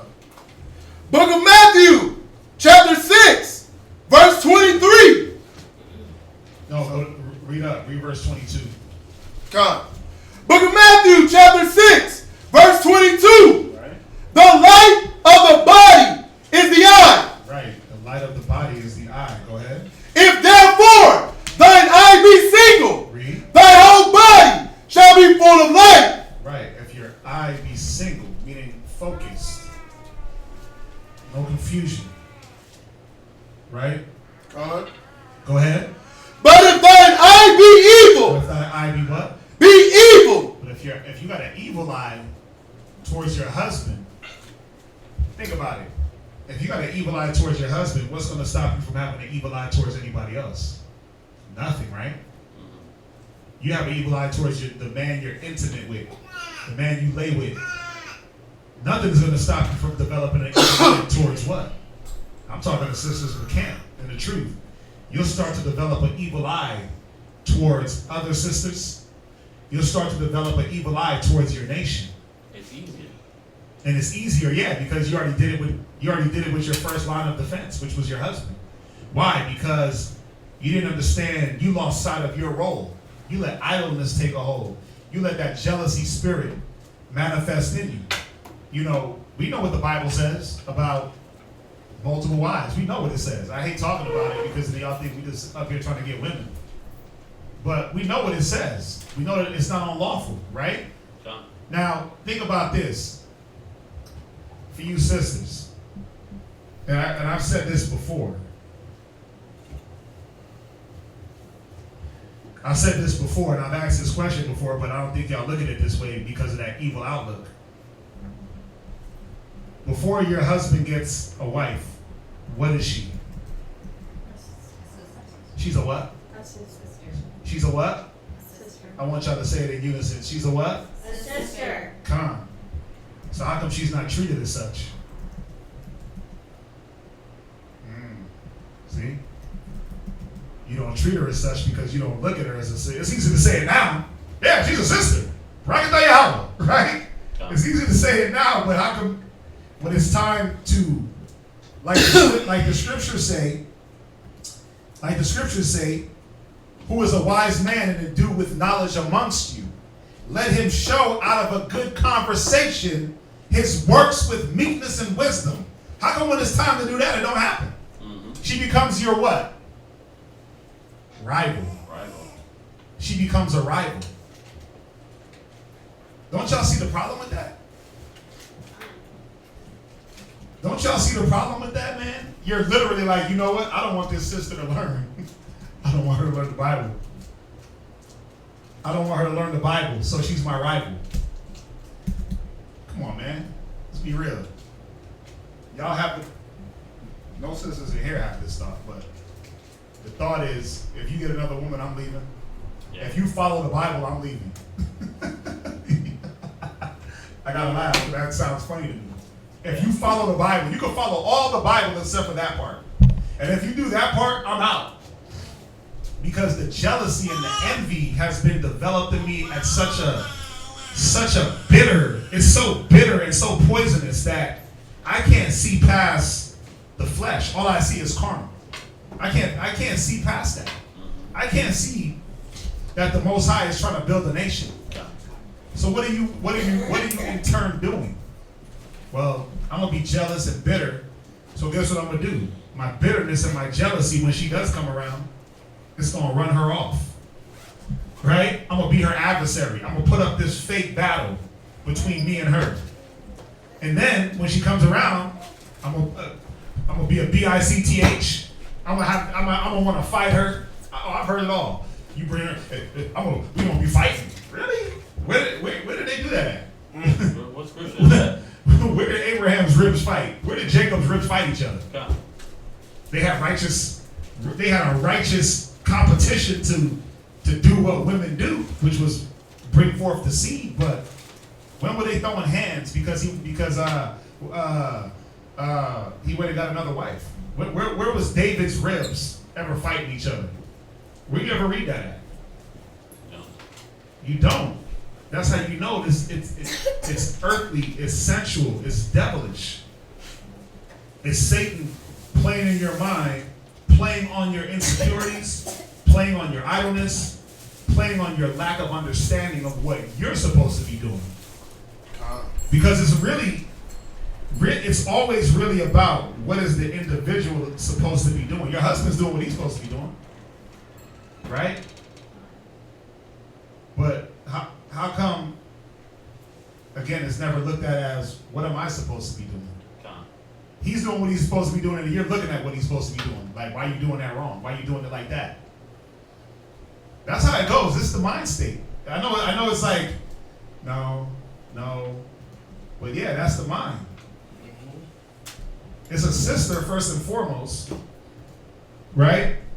You get jealous over your husband spending time with the brothers. Well, they're brothers of the nation. So that means you don't like unity. You don't like unifying the nation. The scriptures say gather together. The scriptures say forsaking not the assembly of ourselves together like the manner of some is. So you hate unifying. Because when your husband does it, you got a problem because you feel like they're taking your time. Oh, you're always counseling. You never have time for us. You treat us a certain way. You always push us to the side. You're always studying. Always studying. Not in that tone either. Nigga, you always studying. You always in counsel. And the neck goes like this. Yeah. But it's because it's being developed. It's being developed on you to hate the things that promote your nation. Studying, unity, brotherhood, sisterhood. This is all what promotes a nation. Without these things, you have no nation. You have no nationality. You have no language. Why do you think we were destroyed and scattered? Because we left off of the gathering, the unity, the brotherhood, the sisterhood, the doing things for one another, the looking not on the things of your own, but the things of others. That's where the thought should be. How can I do things for others and not have to worry about what I'm not getting? If we did that more, oh my God. Oh my gosh, Christ would be here. He'd be here destroying this place, man. If we all just unified in that mind, bro, we'd be out of here. But it's so hard because it's embedded in us to be selfish, to be jealous, to be envious. Right? Where we at? Book of Matthew, chapter 6, verse 23. Go ahead. But if thine eye be evil. But if thine eye be evil, go ahead. Thy whole body shall be full of darkness. Right, and you see it, man. You see the darkness in the ones that carry this jealous, envious spirit. You see the damn dark rings around their eyes. You see the darkness of their countenance because their brain can't keep up with all the phone calls, all the text messages, where my husband's at. You worry yourself what somebody else is doing. Got them on GPS. Yeah, they got the find my friends app always on. Yeah. Like you always try to find your husband, but he's here at class. Where you at? See, he's in class. Why you ain't gotta do the find my friend. He's here doing what he's supposed to be doing, or he's doing the work, or he's street speaking, or he's in the mall, or he's where he gotta be. Where are you? Again, accountability, man. Nobody wants to be accountable for themselves. And then you got the nerve to blame the Bible and blame the brothers. It's y'all's fault that my relationship didn't go good. It's your fault that this. It's your fault that. Because that little bit of evil in you, again, it skews your outlook. Go ahead. If therefore the light that is in thee be darkness, right? How great is that darkness? Yeah, how great is the envy and jealousy in you? How great is the wickedness in you, man? If you outshine the light is supposed to cast out the dark, right? Ain't that what light does? It's dark, you turn the light on, oh, it's no longer dark. Darkness is not supposed to cast out the light. But if the evilness that's in you casts out the light and destroys the clarity that should be in you, destroys you wanting to unify, destroys wanting your husband to be around positive influence. How great is your evil? You got to check yourself. From there, go to Ecclesiastes 14:8. Can I just get one before that? Ecclesiastes 3:25. Come. Ecclesiasticus chapter 3, verse 25. Without eyes, thou shalt want light. You can't see because you're in the darkness, but you want light. You want the understanding, but you can't get the understanding because you're not even trying to obtain the understanding the right way. You're not trying to be fed the right way. When the understanding is given to you, you don't want to accept it because it's not what you want to hear. Because you meditate in darkness. You meditate in darkness. It says without eyes. You don't even have the eyes to see the light. You got to think about this one. It says without eyes, thou shalt want light. Go ahead. Profess not the knowledge, therefore, that thou hast not. Because you don't have the eyes to see, you think everything else is going wrong. You think that you got a rival with brothers. You think that you got a rival with sisters. You think that that someone's trying to take from you what's really not yours. God. I had to add that one in there, but because that's going along with the definition of jealousy, the fear of losing something, losing someone's affections. Because your husband is hanging out with brothers, don't mean he's going to be less affectionate to you. Or because this brother is hanging out with this brother doesn't mean that he likes another brother less. Like, why you always hanging out with this brother? Why is he always at your house? Oh, you like him more. Come on, man. That's funny. I could have said that. Oh, yeah, right. You can say that plenty of times. but your outlook is not skewed. Come on. Your eye is not evil towards your brother. So you're not looking at like, oh, why is he always over there, or why y'all always hanging out? Where we at? From there, give me Ecclesiastes chapter 14 and verse 6. Come. Ecclesiasticus chapter 14, verse 6. There is none worse than he that envieth himself. No. Jump to verse 8. Come. Yeah. The envious man hath a wicked eye. He turneth away. I mean, there it is. It says a man that got envy and jealousy, he's wicked. He got a wicked outlook. He got a wicked eye. He got a wicked thought process. Go ahead. He turneth away his face and despiseth men. He does what? Turneth away his face and despiseth men. Read on. A covetous man's eye is not satisfied with his portion. And that's where it starts turning to. You start turning covetous. I want more. I want more. I want more. Instead of being satisfied with what you do have. You're not satisfied. It's like, okay, well, guess what? I'm going to spend time with you, right? Right. I'm going to spend time with you. Uh-huh. So guess what? I'm going to give you a whole day on a Wednesday. You got the whole day. Me and you, babe. Right? Right. And we hanging out and we kicking it. I didn't get on my phone. I didn't do nothing. We hung out. I talked to you. The next day we hang out. Right? It's 2 days in a row. Okay. I know I'm pushing the limit here. That's a lot. Yeah. But 2 days in a row we hang out. On the third day, fourth day, fifth day, next week, we never spent time together. I just hung out with you like 2 days in a row last week. We never spent. It's like a child, like every day, one night, at dinner, the right. night. But you never spent time with me. God. It's like Noah, my son. He wants to ride his bike, and I'm like, no, you can't ride your bike. I'm busy. You're busy. You got schoolwork to. I never get to ride my bike. What, bro? All last week you rode the bike, God. but he never. And that's how he approaches everything. Whenever I say no, you can't do something, he's like, I never get to eat. Huh? You be dead. Like, we'll be in the mall, and he's like, Dad, I'm hungry. And I'm like, nah, bro, you just ate. I'm not buying you no mall food. He's like, you never feed me. I'm like, and it makes you think, like, I don't? Okay. But he uses this word, but guess what? Sisters do it too. You never have enough time for us. You never spend time. You're always with them. You're always busy. You see that though? You're always with them. What is that? What does that show? Jealousy. But that shows that there's a separation in this person's mind. It's me and them.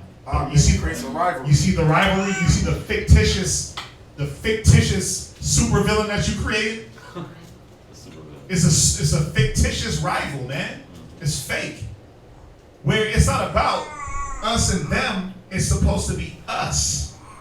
You take away us. As long as, listen, any brother that's in the camp, any brother in the truth that deals with a body, when your ribs start talking about us and them, you got a problem. You definitely got a problem. You better reevaluate her mind, because once she's on the us and them, it's no longer unity in her mind. It's no longer us. Us and them creates separation. Yeah. Us and them puts a space in between us. Moses said, listen, it's either us or them, and half the nation got took out in the wilderness. He said every man draw his sword, right? Y'all remember that? Yeah. He said it's us. He said either you with me or you with them. And half the damn earth opened up and swallowed up 600 men. So that us and them promotes separation. But see, that's the mind that happens with jealousy. Now it's us and them. And we're separate. We're no longer a unit with the body. We're our own body. The thoughts are not lined up. So what the body wants, right? What the camp needs is no longer a factor. It's what I need. It's what I want. It's what I'm not getting. And then you start using words like never and always, and way out of context. Where we at? Read on. God. Ecclesiasticus, right? Chapter 14, verse 9, right? Last precept. And in the iniquity of the wicked dryeth up his soul. A wicked eye envieth his bread, and he is a niggard. He's a what? Niggard. Yeah, now you sisters start acting niggerish towards your husband. You're not satisfied with your portion of whatever it may be. You start turning into a niggard, man, at the table. Yeah, you grabby. You want to eat up everything at the table. You want to suck up all the time that you think he has and that he should have. You want to take it all up.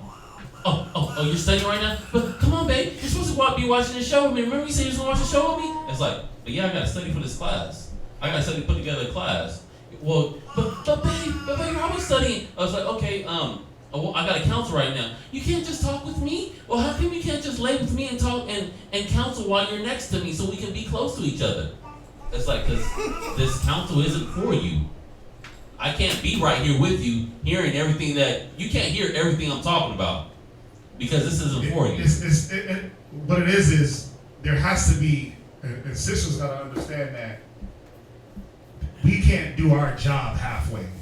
As men, we got to come full force when we do what it is we're doing for the Most High. So laying up next to you all cozy and cuddly while we're trying to administer wisdom properly, it don't work like that. It don't work like that.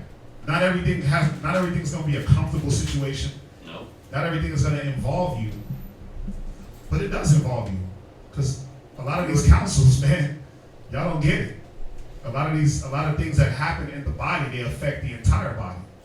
So if we're not there to, if we're not there as the men to be that strong man, if we're bound up by you, it says, how do you get into a strong man's house? You got to first bind up the strong man. A lot of y'all be trying to bind us up. And then you let that wickedness creep in. Yeah. You try to make us just, just cater to me and don't worry about that. And then you wonder why the house topples. A wise woman buildeth their house. A wicked woman pulleth down with her hands. What does she do with her hands? She ties her man's hands. She ties her man up. She ties him up. No, you captive to me. Then all the negative spirits, man, all the negative filters through the house, and then you have the nerve to wonder how to get there. Instead of pushing this man, being that pillar of rest when he needs it, and being a little bit of a motivation and not a problem, you turn yourself into a problem. Y'all get that? Con. Where we at? That was the last precept, verse 10. Yeah, from there. It was just 8:30. Yeah, what time is it now? Talk too much. Go ahead. Con. So, from there. Skip some. So, let me ask a question. From all that we've talked about, brothers and sisters, where should your focus really be? Should it be on? Hit. You gotta hit one of these at least. One from here.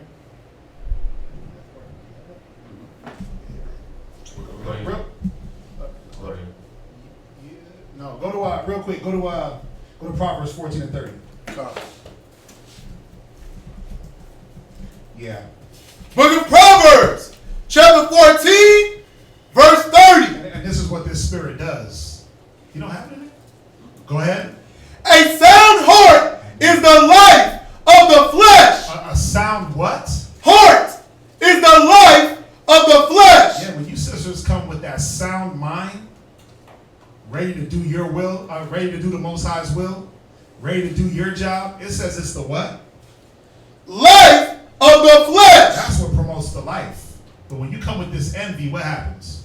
But envy, Read. the rottenness of the bones. Yeah, you start to rotten your husband's bones. You start to rotten the bones of your own bones start to rot.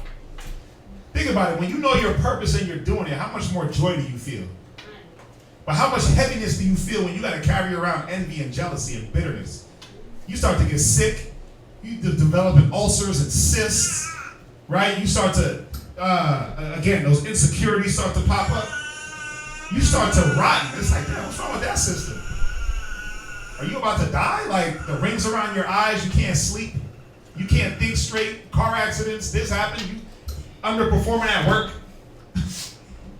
Rottenness of bones. Proverbs 27 and verse 3.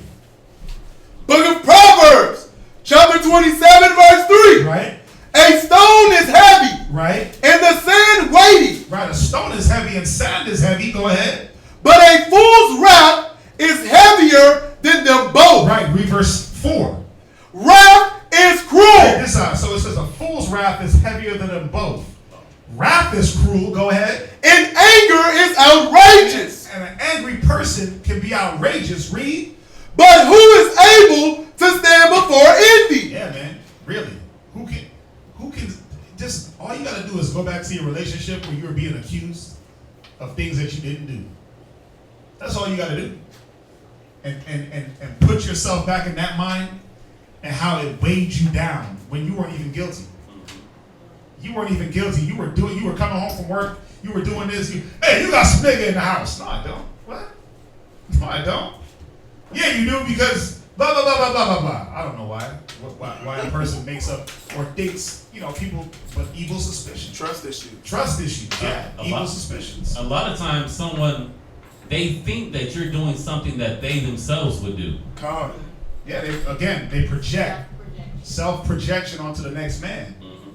But it said, who can stand against that? Because after a while, that'll wear you out. It'll kill you. It'll kill your relationship. It kills the momentum. It kills the spirit of what it is we're supposed to be doing. So how does this negative spirit grow in us? Colossians 2 and 8, right?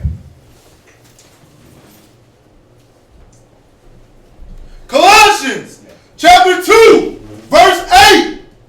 Beware lest any man spoil you through philosophy and vain deceit. Philosophies and vain deceits. Where is this coming from? This is coming from your friends, your family members, your co-workers, people you pass in the street, customers at your job. They're just you have a negative outlook. And I'm gonna just use this for the sake of the class, or just to move things along. Like attracts like. You got these negative thoughts, and you're attracting more of them. And so like-minded people are gonna come around you, and then you're like, oh yeah, you know what? For some reason, a normal customer that you don't normally talk about stuff at your job, you're gonna start talking about this stuff, and you're like, oh yeah, girl, you know what? This is what I do. I read in Cosmo that you're supposed to with your man. Oh, in Ebony. Oh, in XXL. I don't know. I'm just naming some magazines. I don't really know about these things. What it is that Satan is an opportunist. He's using every avenue. And he's looking for the opportunity to infiltrate. And if you don't have a sound mind, he'll get in. I mean, look at we went the whole 8-hour Sabbath class talking about Adam and Eve and how they fell. And we knew he came to the woman, and then Adam was a weak nigga and just fell too because of that. But who does he come through? He comes through the woman, the weaker vessel. It's nothing personal. That's just what happened. Sorry. That's just what happened. We don't hate y'all any less or hate y'all more. It's just what happened. So what does it show? That y'all gotta be more on y'all P's and Q's because Satan will send a family member, a co-worker. He'll send that to you women, especially if he knows you ain't studying. He knows your mind is more occupied in other things. He knows that you're busy. You gotta take care of the house, your husband, your children. You gotta cook, clean, So he knows. The Spirit knows, and it's gonna try you. But it said you can't be spoiled by philosophy, someone else's philosophy on how you should deal with your man and what's right according to society and monogamous relationship and polygamous relationship and this relationship and that relationship and how your time should be spent with your man. Like a good man, I hate this terminology. A good man spends time with his woman. Oh yeah, worldly terminologies of a husband and wife. A good man spends time with his woman. But I am spending time here. What's going on with you? Nothing. Well, talk to me. How was your day? Good. That's it. We are spending time, but you want to spend time doing nothingness, just Netflixing, just walking. I'm trying to spend time figuring out what's going on with you, fixing you. Go ahead, read on.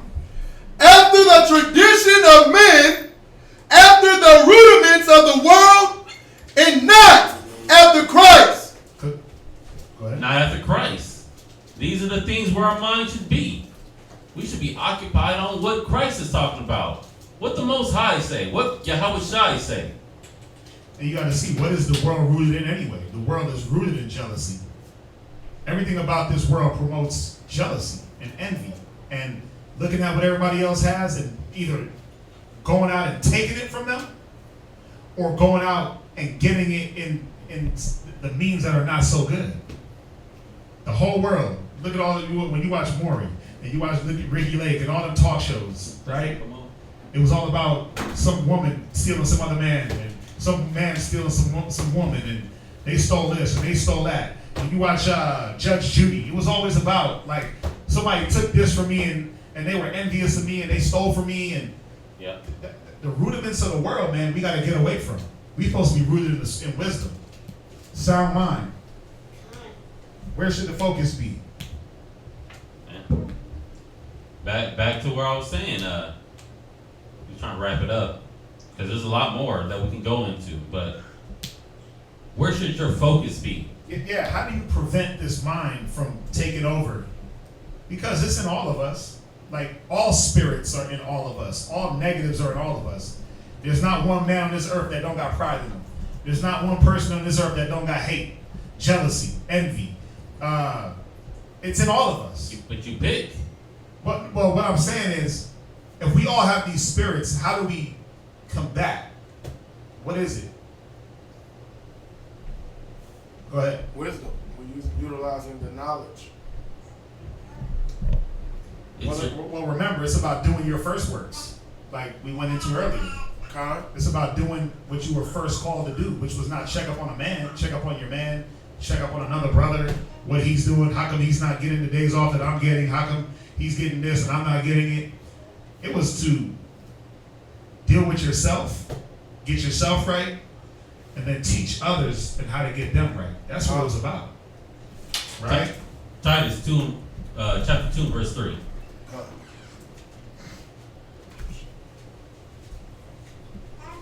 Book of Titus, chapter 2, verse 3.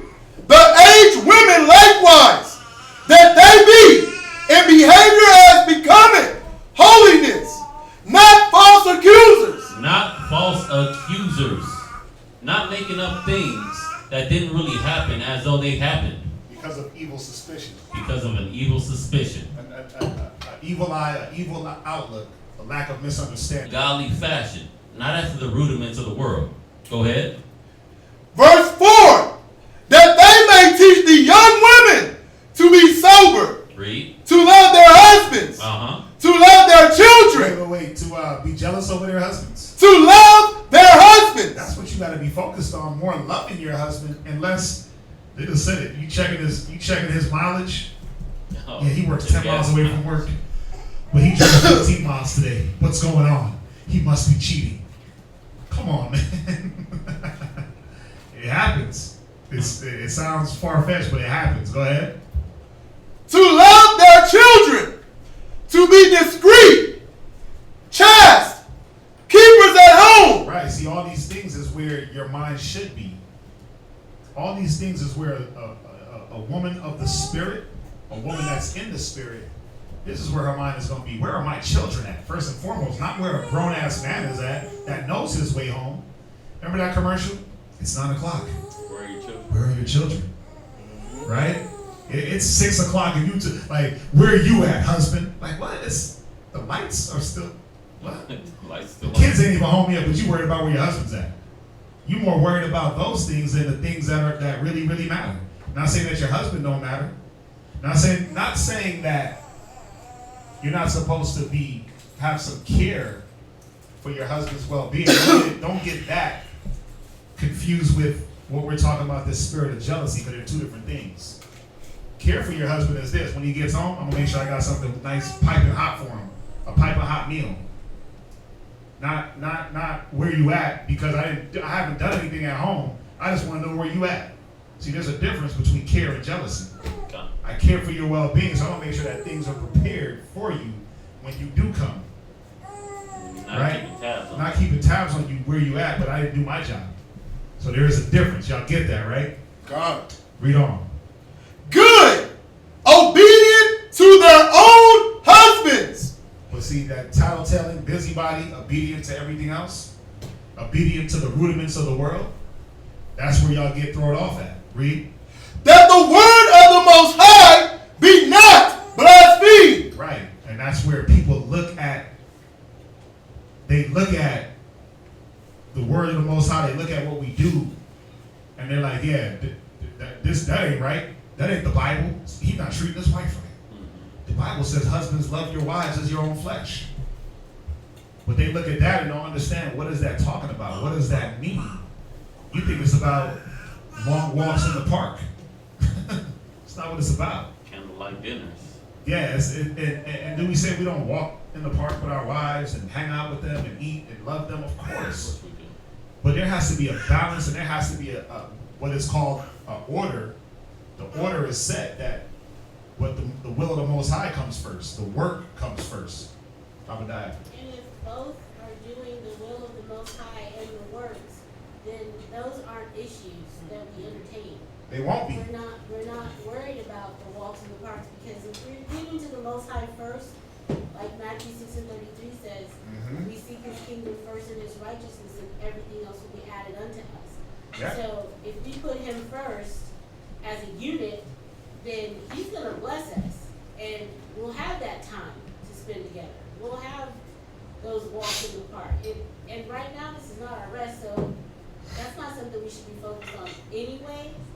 But the Most High knows we're carnal, and he looks and takes that into consideration too. So he does open up avenues for us to spend time and whatnot.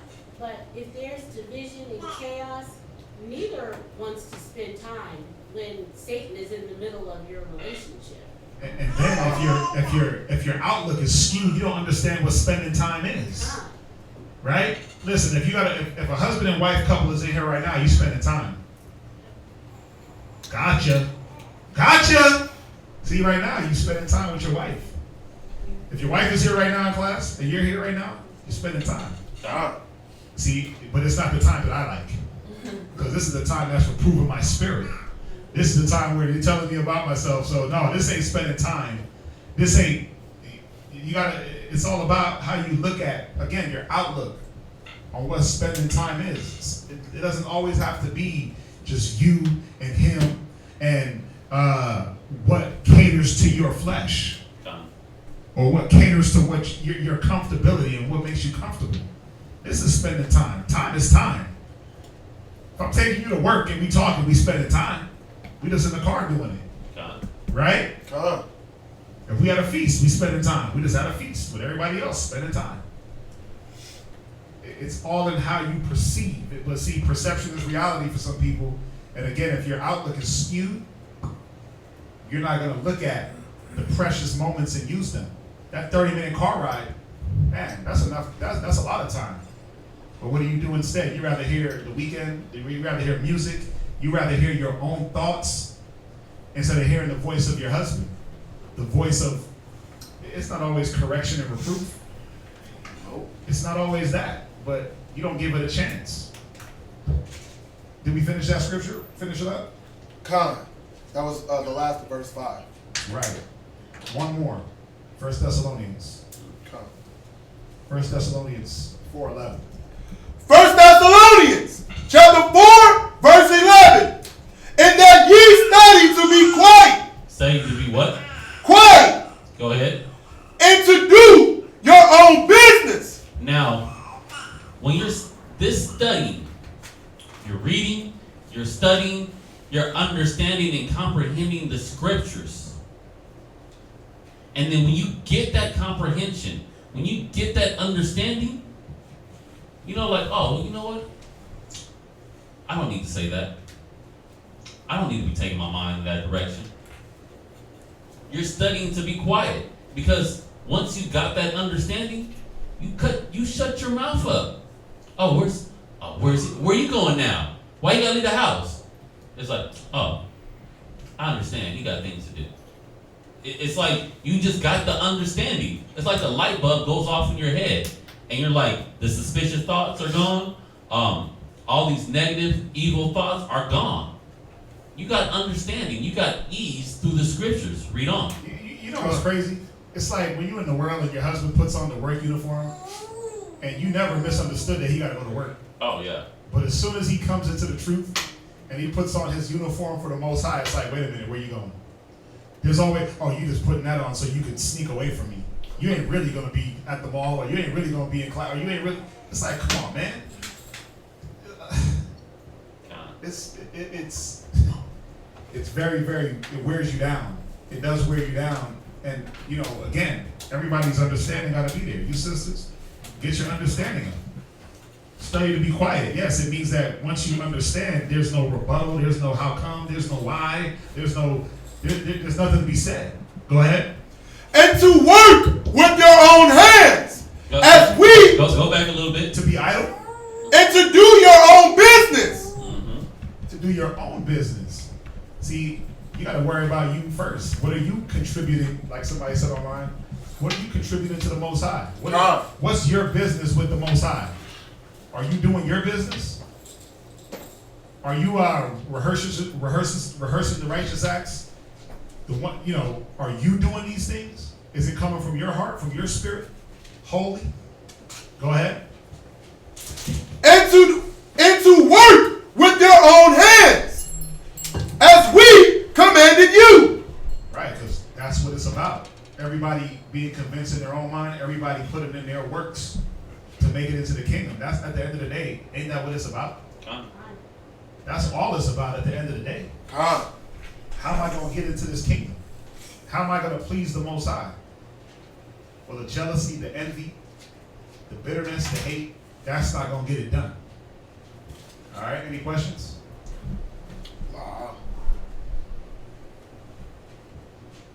Anything online? I do actually have a question. On the topic or on? What's up? I know we didn't get to do everything. Are we going to do a part 2? No, we hit it for the most part. Oh, okay. We got through all of it. We just spit a few scriptures into each little point, but we only skipped like 2-3 scriptures. It wasn't a lot. Oh, okay. Yeah. Yeah, anything else? That is good quality time. Remember, You gotta take advantage of everything that you have, man. That's all it is. To the pure, all things are pure. If it's a 30-minute car ride, to helping your husband study for his test, I don't know, whatever it is, it can all be deemed as quality time, and there's no reason to get jealous over the work that he's putting in for the Most High. There's no questions online. There's nothing in the building. With that, we'll end it right there. We appreciate everybody being online and paying attention and contributing your comments. We appreciate the positivity. We will be back here on Wednesday from 7 to 9. With that, we will say shalom. Shalom! Everyone else, Imaya, Mufanya, Yarash. Rock, rock. The Most High is my rock. Rock, rock, The Most High is my rock. my rock, rock, The Most High is my rock. In the name of Messiah, the Most High is my rock. rock, rock, The Most High is my rock. my rock, The Most High is my rock. Yeah, my yeah, rock, yeah, my yeah. rock. The Most High is my rock. I keep my Bible on